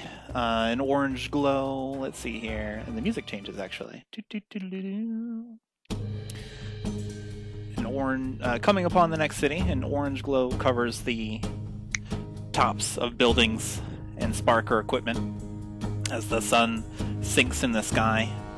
Above, there's a great cloud of dust that forever hangs in the air over the city. The tendrils of the setting sun fingering through it. It is walled with sandstone and guarded by a duo of Dunestriders at the gate, arriving simultaneously as you see a large Minotaur wearing spiked and riveted raiments, his fiery hair also arranged in spikes, jutting this way and that. In his big hands, he's walking out of the city. In his big hands, he carries a small woman sporting a hairstyle of flowing curls and deposits her unceremoniously on the ground outside of town. The burly Minotaur looks at the guards and he points at the woman, declaring, "Trespasser! Keep her out!" before turning around and lumbering back into town.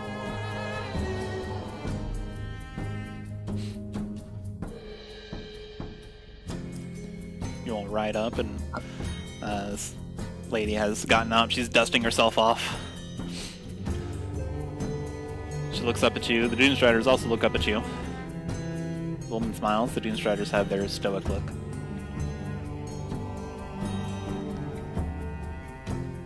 Makayla just looks at Zoaz expectantly. Zoaz walks up to the woman. Asks, Are you all right? Okay. This woman, she has a pair of goggles resting on her head and a dark brown shawl with yellow embroidery on the hem covering her upper torso, as well as an equally brown sleeveless shirt. She's got like this large muffler, kind of cream colored, around her neck. At her waist is a light green pair of pants with many pockets and pouches, and holstered to the small of her back are a pair of grappling hooks. She has a smile on her face a smile across her lips that produce a gravelly voice. "Oh, hey, yeah, I'm doing all right. Just another day being an answerer." Xalia will tilt her head at her. What does I it didn't- currently look like again? Xalia's current look is mostly her usual one, but she's slightly scaly and like patterned to match her raptor. That's right. Woman. What did this woman say she was? Answerer. An answerer. Yes. She looks at the scaly Xalia, and smiles. Don't worry about me. Getting dirty is part of the job. She trots up to your group a little closer, away from the Doomstriders and that sort of thing. Makayla would notice Xalia's confusion. Right? That's kind of the expression you're getting off. Okay. And would sort of as an aside to say, an answer is someone who's a part of the future's answers. And if I'm not... Is that audible? Yeah, I mean, it's like an aside, yeah. Okay. But, like, it's not... I don't know. Not trying to hide it. It's directed at Xalia, I assume. Yeah. Okay. Yeah. Right. Her head is gonna get even further to the side, to the point where that's not what a neck should be doing. Like snaps. Zoaz is going to sort of say, if you're alright, I have a compatriot to ensure she gets medical attention. You see, there were wanderers outside of town. Oh, yeah. Go right on ahead. Nasty things, those wanderers. Zoaz is going to then lead Chuman and see if he can remember where the Kyrugians are. Okay. You're halted briefly by the Doomstriders. Say, "Halt! Shepherd, are you? Indeed. You got there, you have wounded, it looks like. Indeed. Would you like an escort?" I believe it would be more prudent to go and tend to the wanderers that were left unburied outside of town. Oh, Unfortunately, we have wounded, and it was very important that we get them medical attention. very true. If you head to the infirmary, it's over there. You can speak with Miss Genevieve. She'll take care of things from there. We'll lead a contingent to check out the situation. Thank you very much. Where were the wanderers? From the way you came, yes? Indeed. In the canyon, the sparkers tunneled through the rock, carved a path. We were assaulted there. It was a type I had heard rumors of, a wanderer that excretes a noxious poisonous gas. They look a little concerned, naturally. Before exchanging a glance between each other, they nod at the same time, and they bugger off to go grab some more Doomstriders. And and Mouse smiles at you. Sorry, the mousy woman smiles at you, dusting more sand off of her. That was easy enough. I was gonna sneak behind him, but it does just as well. Thanks.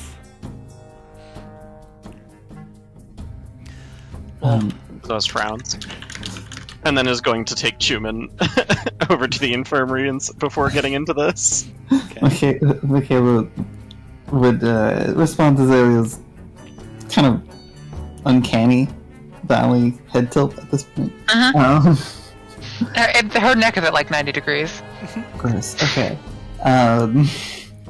She's kind of like think for a moment and then say, think ruin seekers, and well, if you weren't so skilled at climbing, you would go to one of them to learn.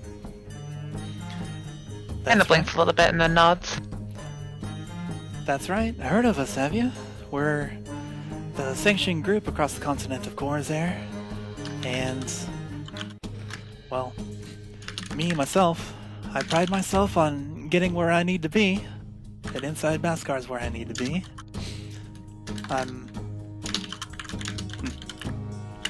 My name's Mouse. You can call me Mouse. She extends a lovely hand forward to shake whoever would like to take it. Xalia will take it with her arm extending a bit too long. Mouse vigorously shakes your hand. She seems to be rather friendly and not put off by any of this. She may have seen some stuff already. She gives you a wide smile. Nice to meet you, Miss. Xalia gives her a wider one back. Yeah.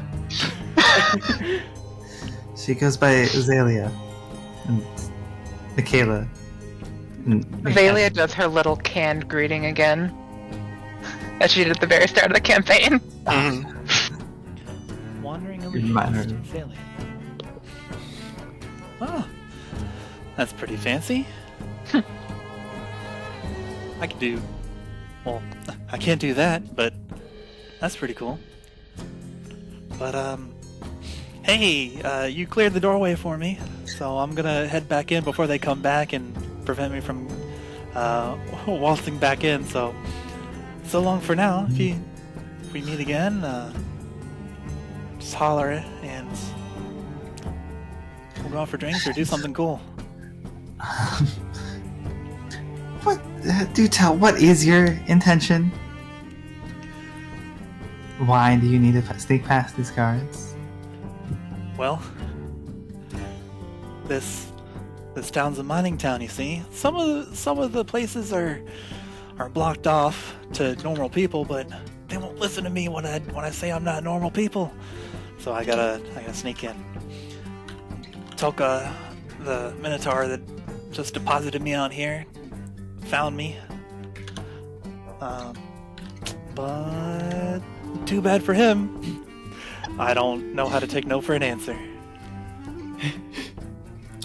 I wanna what's the vibe that she's going off? Is this truthful, or is she clearly Make an insight check. seems to have more nefarious purposes? Let's see here. A 15. She has a smile on the entire time. She seems friendly. She's been forthcoming with many details. Told her name, where she works for. She even told you that she prides herself on getting where she needs to be, which has sneaky undertones. But she's told you she's been forthcoming with details about herself so far. Seems friendly. But overall, she seems pretty flippant about the whole thing. She's amused. And you get the sense that she likes the challenge that she's being presented.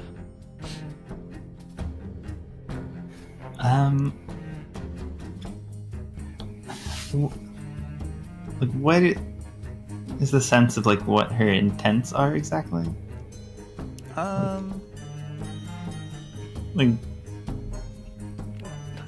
Not quite sure. You just met her. Fair enough. But she seems friendly overall. Okay. And she's been forthcoming with details, so you can take that as you will. Well, I have a feeling even if we were to try and persuade you otherwise, you wouldn't listen. No, of course not. As you have done currently no crime, it is best we look the other way as we enter. What you do is your business. And I guess with that, Makayla would start following Zoaz, right? As he's entering. Yeah, Zoaz is a few steps ahead, along with King and Korakon. Mouse gives you looks all over you as if she's trying to commit your faces to memory, and she gives you a smile and sort of like a forward salute towards you all with two fingers, and then turns and joins you on the brief walk into town, and then she looks around, lowers her hips, and scampers off with cat-like agility off towards some alleyway.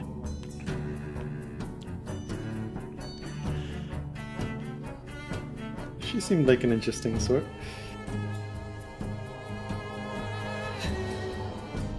One that will find trouble wherever they go.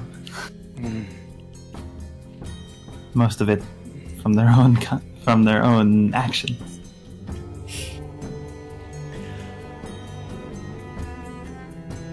I don't think we should waste too much time.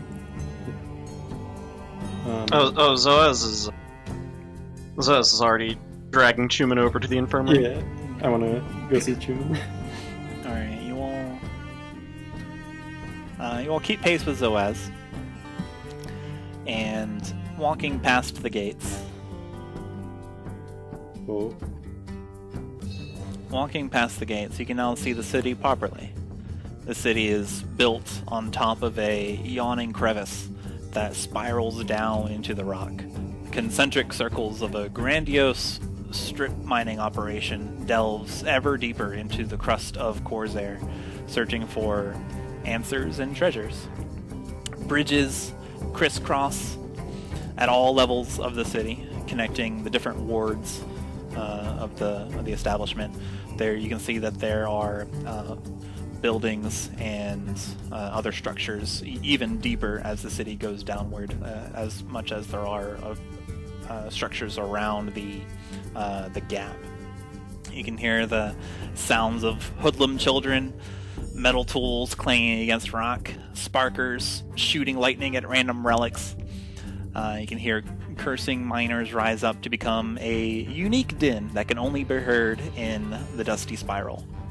There's a taste of dusty sediment and a smell of freshly broken rock on the air. This is Baskar. Whoa. Ooh. Fancy.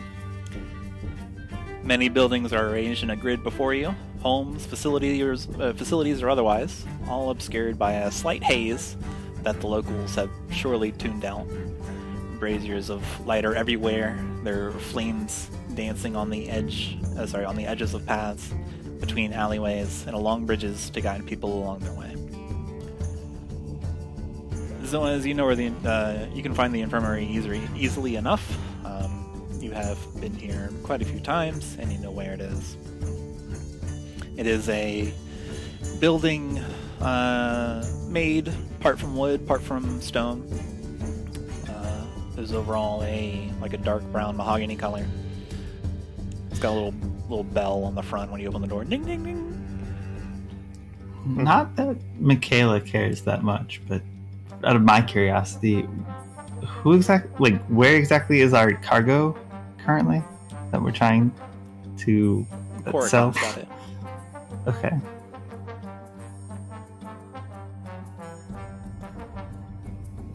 More specifically, it's attached to Khorzaire's Raptor. Oh, okay. And those are in a stable, kind of at the entrance, I assume? Yes. Okay.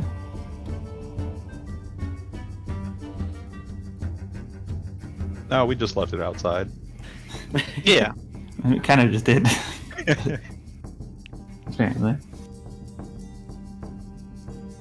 Sure, it'll be fine. Zoaz is going to inform the people at the infirmary of what transpired outside Baskar, and ask that they provide Chuman the help he needs. Yeah, you hail Genevieve, this nice older lady.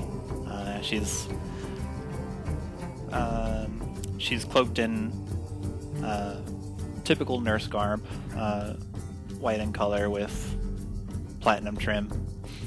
She says, "Oh, no problem, dearie. We'll make sure he makes a full recovery. I think just some rest will do, and also our special herbal teas. He's definitely seems sapped of his strength, though. But rest should be all he needs." That's That already. is a weight off my shoulders. Thank you, Genevieve. This older half-elf woman smiles and nods. She's got like a little chrysanthemum in her hair, and she just continues fussing over Chuman and the other patients in here. There's a couple other people in here that have various hurts just from the occupational hazard of working in a mine, especially one as large as this one. Mhm. And also the occupational hazard of working alongside sparkers. There's no hazard at all in that.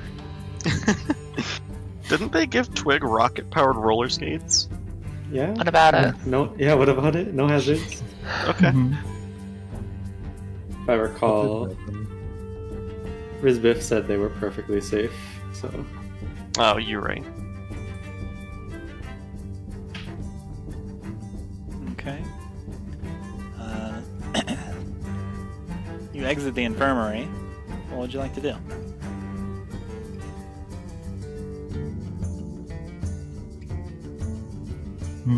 Pastiche is gonna aimlessly wander the town. Okay. Sayla's probably gonna curl up in a hotel, like find a hotel room to curl up in and just study her water stick. the water. Waters. Okay. Makayla might join Pastiche. Just kill time before we need to leave again. Twig will join Pastiche as well. Let's make it a field trip. See the city. Zoaz will probably be figuring out, a good place to stay for the night while we wait for the sunrise. Get Korrikan a place to keep the cargo, such and such. Okay. As you all are discussing what your plans are to while away the evening and where you'll be later, darkness descends on the city. Not all at once, of course. It's not anything fearsome like that. Darkness descends on the city. You can see windows light up buildings around and below you in the crevasse from bottom to top. There's a cool wind that whisks between your party, briefly drowning out the other noises of the city. And a nearby mechanical noise snaps your attention. It seems like a sparker-made contraption that uses buoyant magical energy to move a platform rises, and it brings into view a platform that crests over the edge of the strip mine, so it's now on the top level. It carries a bird person with brown speckled feathers, loose clothing, and a devious-looking dual wing-bladed staff. She brushes her feathers a bit, looks around, and then lays eyes on your companion, King. A look of recognition flows over her face, and she smiles and runs over to you. Well, maybe not runs, but she walks quickly over to you. Bird person clacks her beak. Ah, King! What brings you here? King smiles. Just a little bit of a delivery. What brings you here? I'm not aware of you being stationed. Forgive me. These are my companions. I'm traveling along as a consultant for the delivery. It's not mine, you see. It is this Moonlight Shepherd's. He is guiding this merchant across the sun's path towards Loxnox. And King introduces each one of you. And the Aarakocra grins, clacks her beak again, sifts through her feathers. Ah! Nice to meet you all.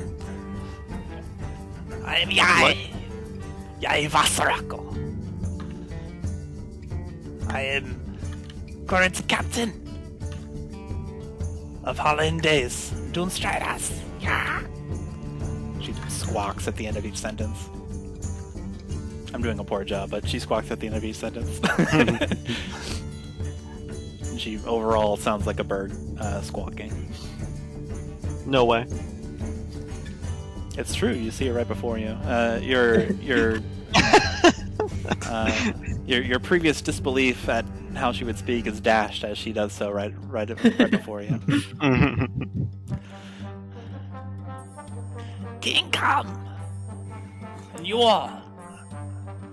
I will take your presence as sheer fortune. I have a very important thing to do. I have an appointment. King, if you could do it for me, I will explain more in our office.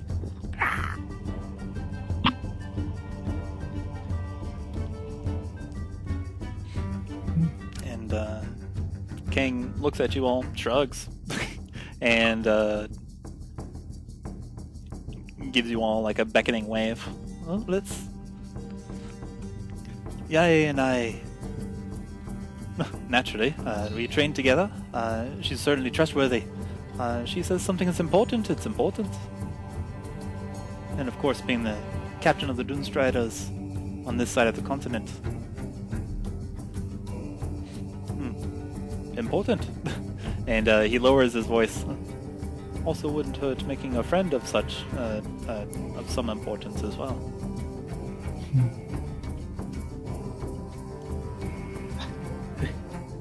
And he seems ready to follow her. Zoaz sighs a bit and asks Korokon, or tells Korokon of a place he thinks would be good to stay for the night. Checks to make sure everything is alright, and is gonna ask him to go take care of the cargo. Yes, you're right. I would just get in the way of anything that Miss Yai asks you to do. I'll be at the hotel. The Glistening Crystal. And We will meet you back there when we have finished. then Korokon buggers off.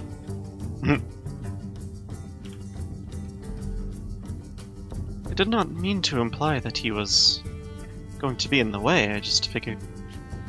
Oh well. Well, you say it is important, I suppose it is. Lead the way. Yai hushes her tone a bit, sensing that the entire group is not convinced, but she clearly doesn't want to say too much out in the open, so she says, It is about crimes that I cannot get at. Please help.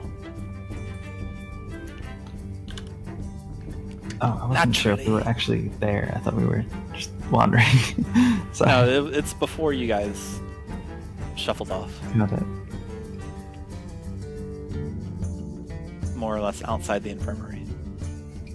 Alright, well, Makayla would respond if you're extending the invitation to all of us. I see we have no other pressing matters to attend to.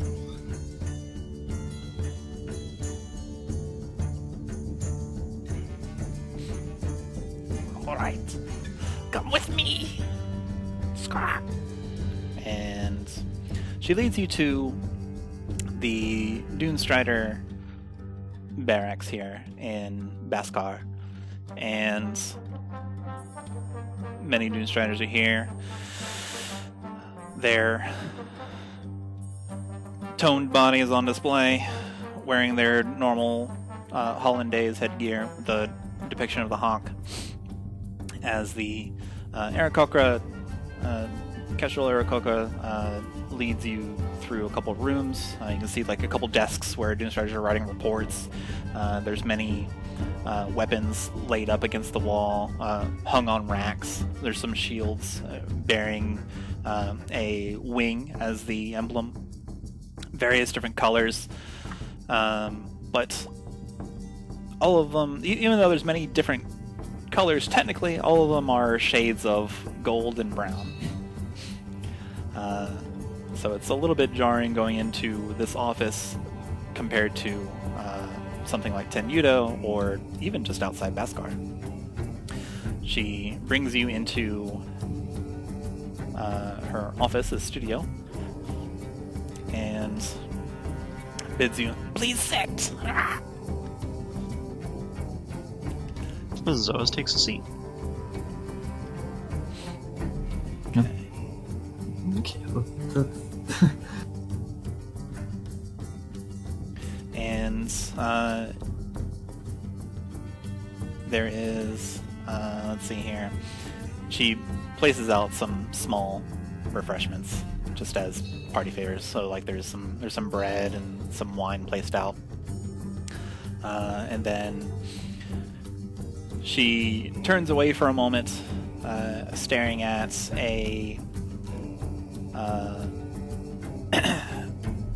staring at some sort of tapestry on the wall for a moment, hands clasped behind her back as if she's lost in thought for a moment. Mitch is not here. And before she turns around to you and seeing everyone waiting expectantly, Now look, I don't like wasting time, and I understand that you may also appreciate me getting to the point. There have been crimes being committed that I have no jurisdiction over. You see, these people, I suspect but have no proof. They follow every rule. They abide by every law. So I cannot catch them. However, someone has come to me. He is a witness. He says he has information about crimes being committed down in the lower rings and the deeper rings. I would like you to meet with him and see if what he says adds up. There's a goblin named Frills. The reason why I do not go is because, with my status as, of course, the captain of the Doomstriders, my presence will call undue attention and endanger Frills. I will reward you.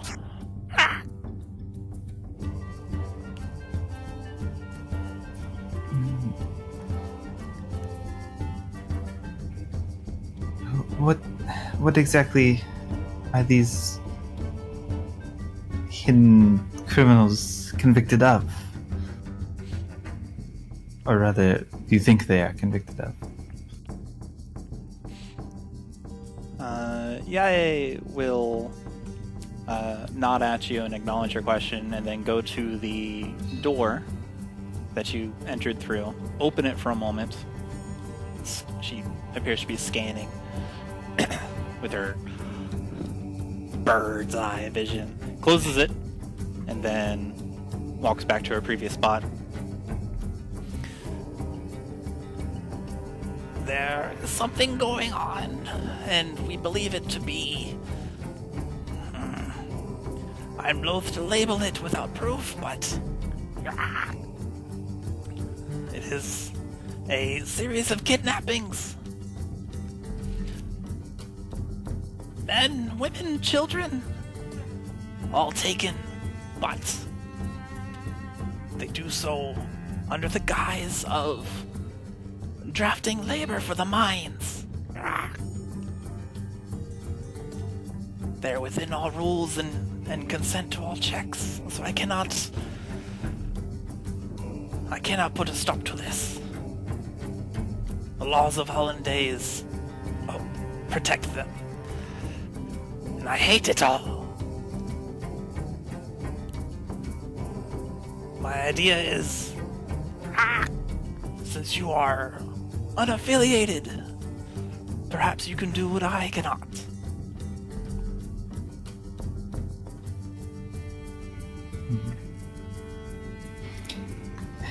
You wish for us to be your vigilantes for this cause, so that any law that we'd be breaking, it wouldn't reflect on you. She dips her beak into a tuft of feathers and preens a bit, and then nods. Yes, that's exactly right. Well, I respect the honesty.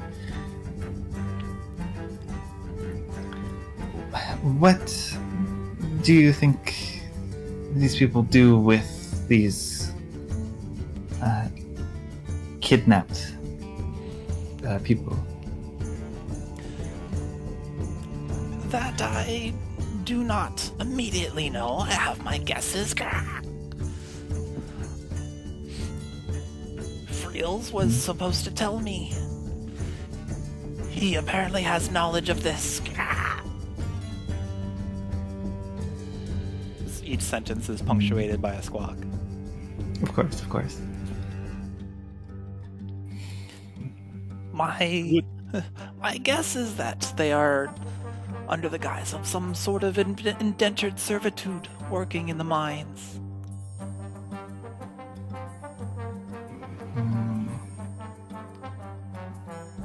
Would you happen to have any information about this group that we knew?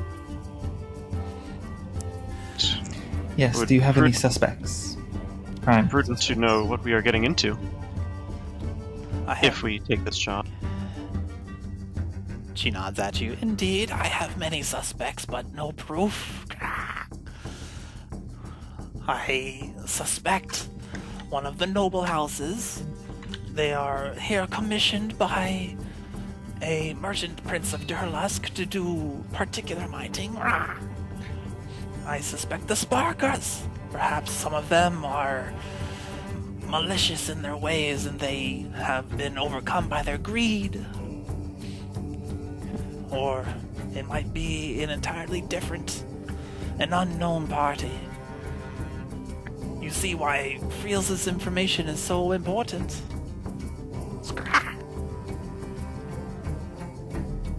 Do you know where we could find this Friels? She clacks her beak and smiles towards you and nods. Yes, exactly. I can tell you that. He is to meet me at a tavern in one of the lower rings. The tavern is named And/Or. A silly name, I thought, but the locals seem to like it.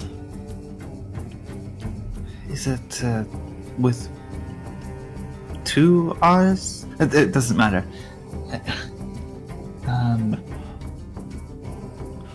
The O-R-E, so that you can see the sign. It is labeled And O-R-E. It's a miner's joke, of course. I totally pushed that line, whatever. I apparently don't know how to spell or. Jesus Christ. I will put it in the chat for you. Please don't. The name of the tavern is And. Why? Oh no! I get the joke. I just was thinking of, isn't it like in Pokemon? It's like, is it the Or region with this like Ore. Okay, maybe I'm just something is ORR and I'm an idiot, but It's gonna be okay. Let's move on. You're recovering from illness. It's fine. Oh god, I need to go now. No. Sorry. I'd sort of look. Makayla would look to the party and sort of say, well, I believe we weren't intending to stay here long. I personally, she sort of looks conflicted. Knowing this could be happening, I do not wish to just abandon it.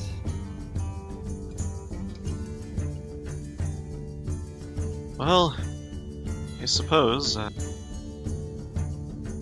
there was no time limit on the escort. Zoaz looks to King. He shakes his head, and makes a face with his mouth, like, no, not really. And supposing Chuman needs rest, we will be staying here as long as he requires.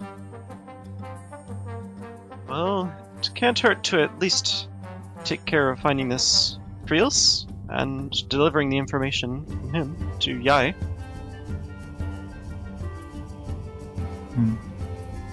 Yes, the least we can do is hear this informant out. Is that agreeable to everyone else here? Twig isn't. Makayla hasn't properly woken up, so she just kind of nods. Twig says, I'm not sure I like this whole business of being vigilantes, but if people are being kidnapped, it couldn't hurt to at least check it out and see what's going on. And then we can decide what to do from there. Pastiche just gives a dismissive hiss. So Makayla will turn to Pastiche. You are hard sometimes. Can you be hard to read, friend? Is that a rejection or?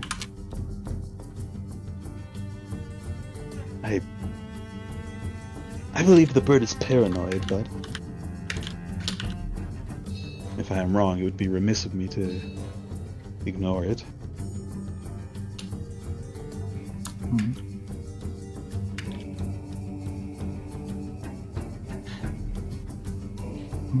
Yai flaps the wings on her back once. Just a single mirthful flap at being called paranoid. But she doesn't say anything.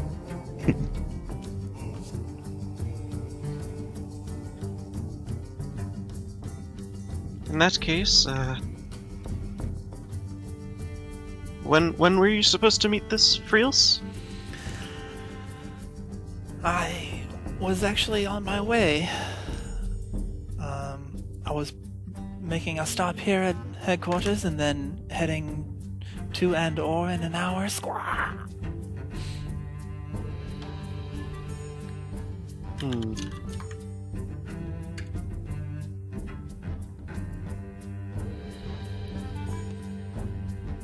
Well, I suppose it would be prudent to head to meet him immediately, would it not? I am frankly a bit worried about Khorzaire, although I suppose he can find his way to the town, but leaving him unattended does worry me. The Kestrel speaks up. Your worries are unfounded. Who is Khorzaire? I will see to it that he is no longer a cause for worry. He is a... What's the word for the crabfolk race? Zoaz would know it, but I do not. Yeah, the actual name for the crabfolk race is Aldani. Okay. He is an Aldani, who is taking care of the cargo. He should be at the inn. I can't remember the name of it now for some reason. Give me a history check. I'll history check you on that one. Yeah. Something crystal. The DC was 5. You just heard it. So the glistening crystal. Yeah. At the inn, the glistening crystal. let him know that Zoaz is that Zoaz has gotten the Dunestrider's support in guarding the escort, and he should quite fine with protection. The Kestrel woman squawks and nods. I will take him under my wing.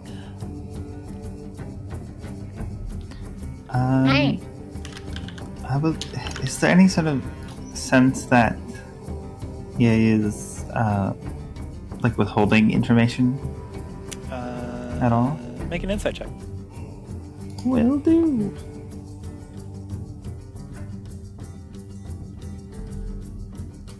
$17. Okay.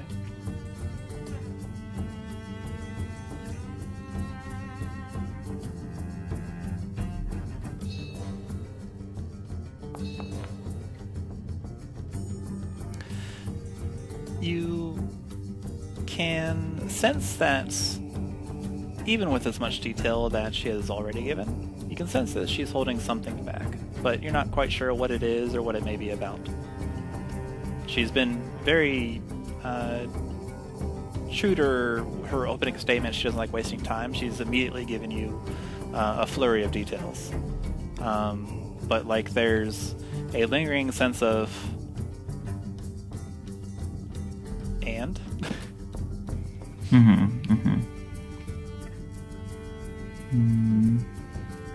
Or and or With 2 R's, apparently. And then... Okay.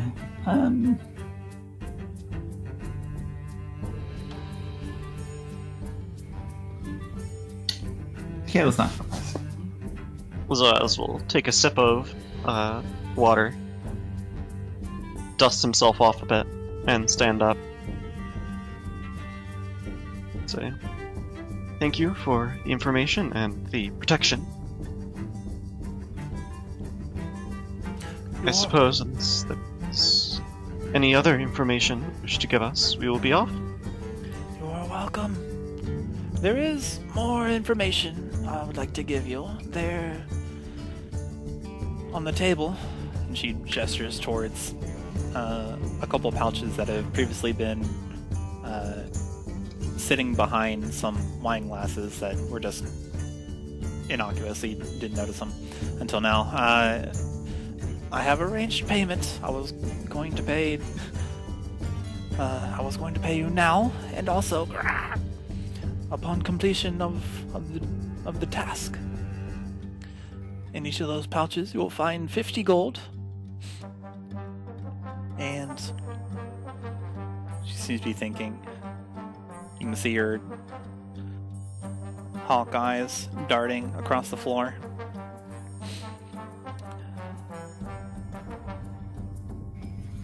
Triple again upon completing the task. Zoaz raises a scaly eyebrow. I hope that buys your cooperation, even though you had already given it. She coos a bit.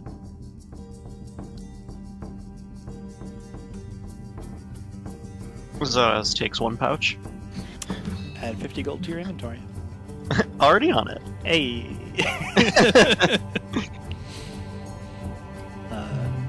As Zoaz and anyone else goes to reach out for the gold, Jermaine pulls out a quill.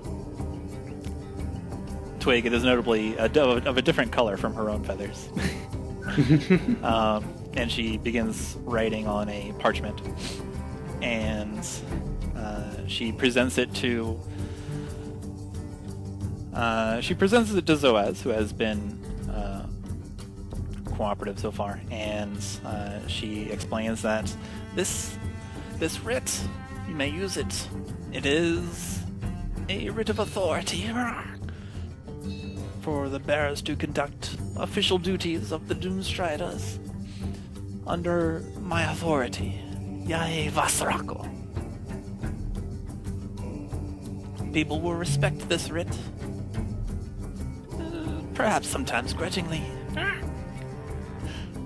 As long as you don't do anything flagrantly illegal, the Doomstriders will also let you be and you can conduct your investigation.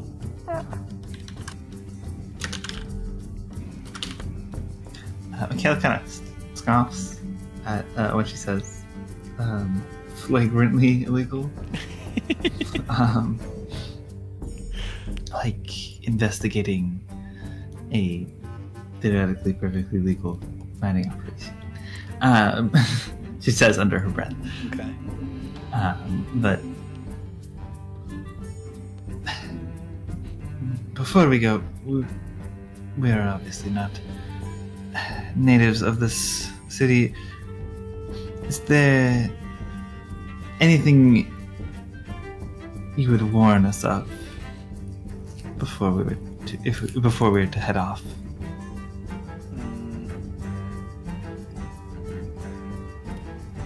Make a persuasion check, but it's not like indicative of of actual persuasion. It's just make a Gosh darn. I was gonna say just a flat charisma check. No. So Yeah, it's still it's Okay. 2. I guess. Yeah, it's like a 2 plus is 4. So even worse. She coos and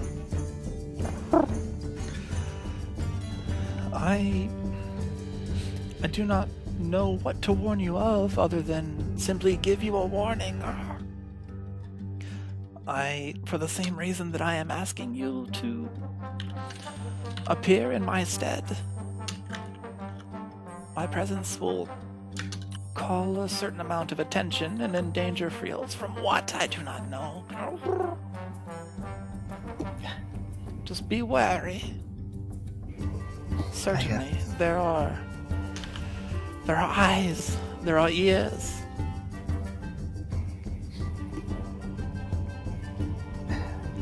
She looks around in this windowless barracks room. Kayla not getting kind of feels like she misunderstood the question, but we'll say, I guess we have a goblin to meet. She says that to the party.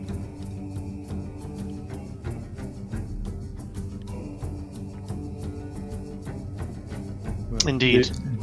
Sort of start getting up and getting ready to go.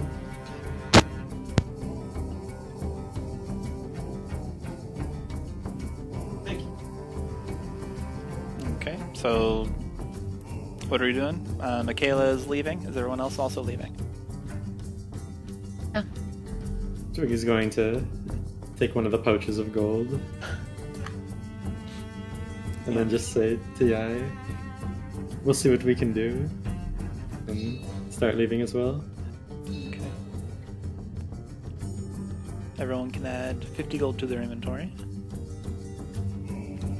And Zoaz, you can add Writ of Enforcement to your inventory, if you have not already.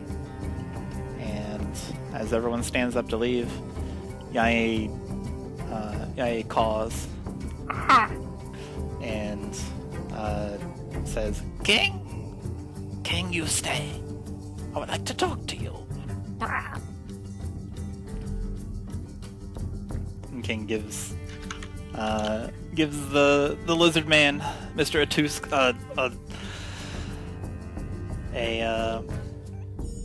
a look somewhere between longing and apology, and he heads back into the room. And you all exit. You're escorted by a Doomstrider and deposited back out into the dusty streets of Baskar, the mining town. You have approximately an hour before your appointment at Andor, so you could do whatever you like. You can head straight there.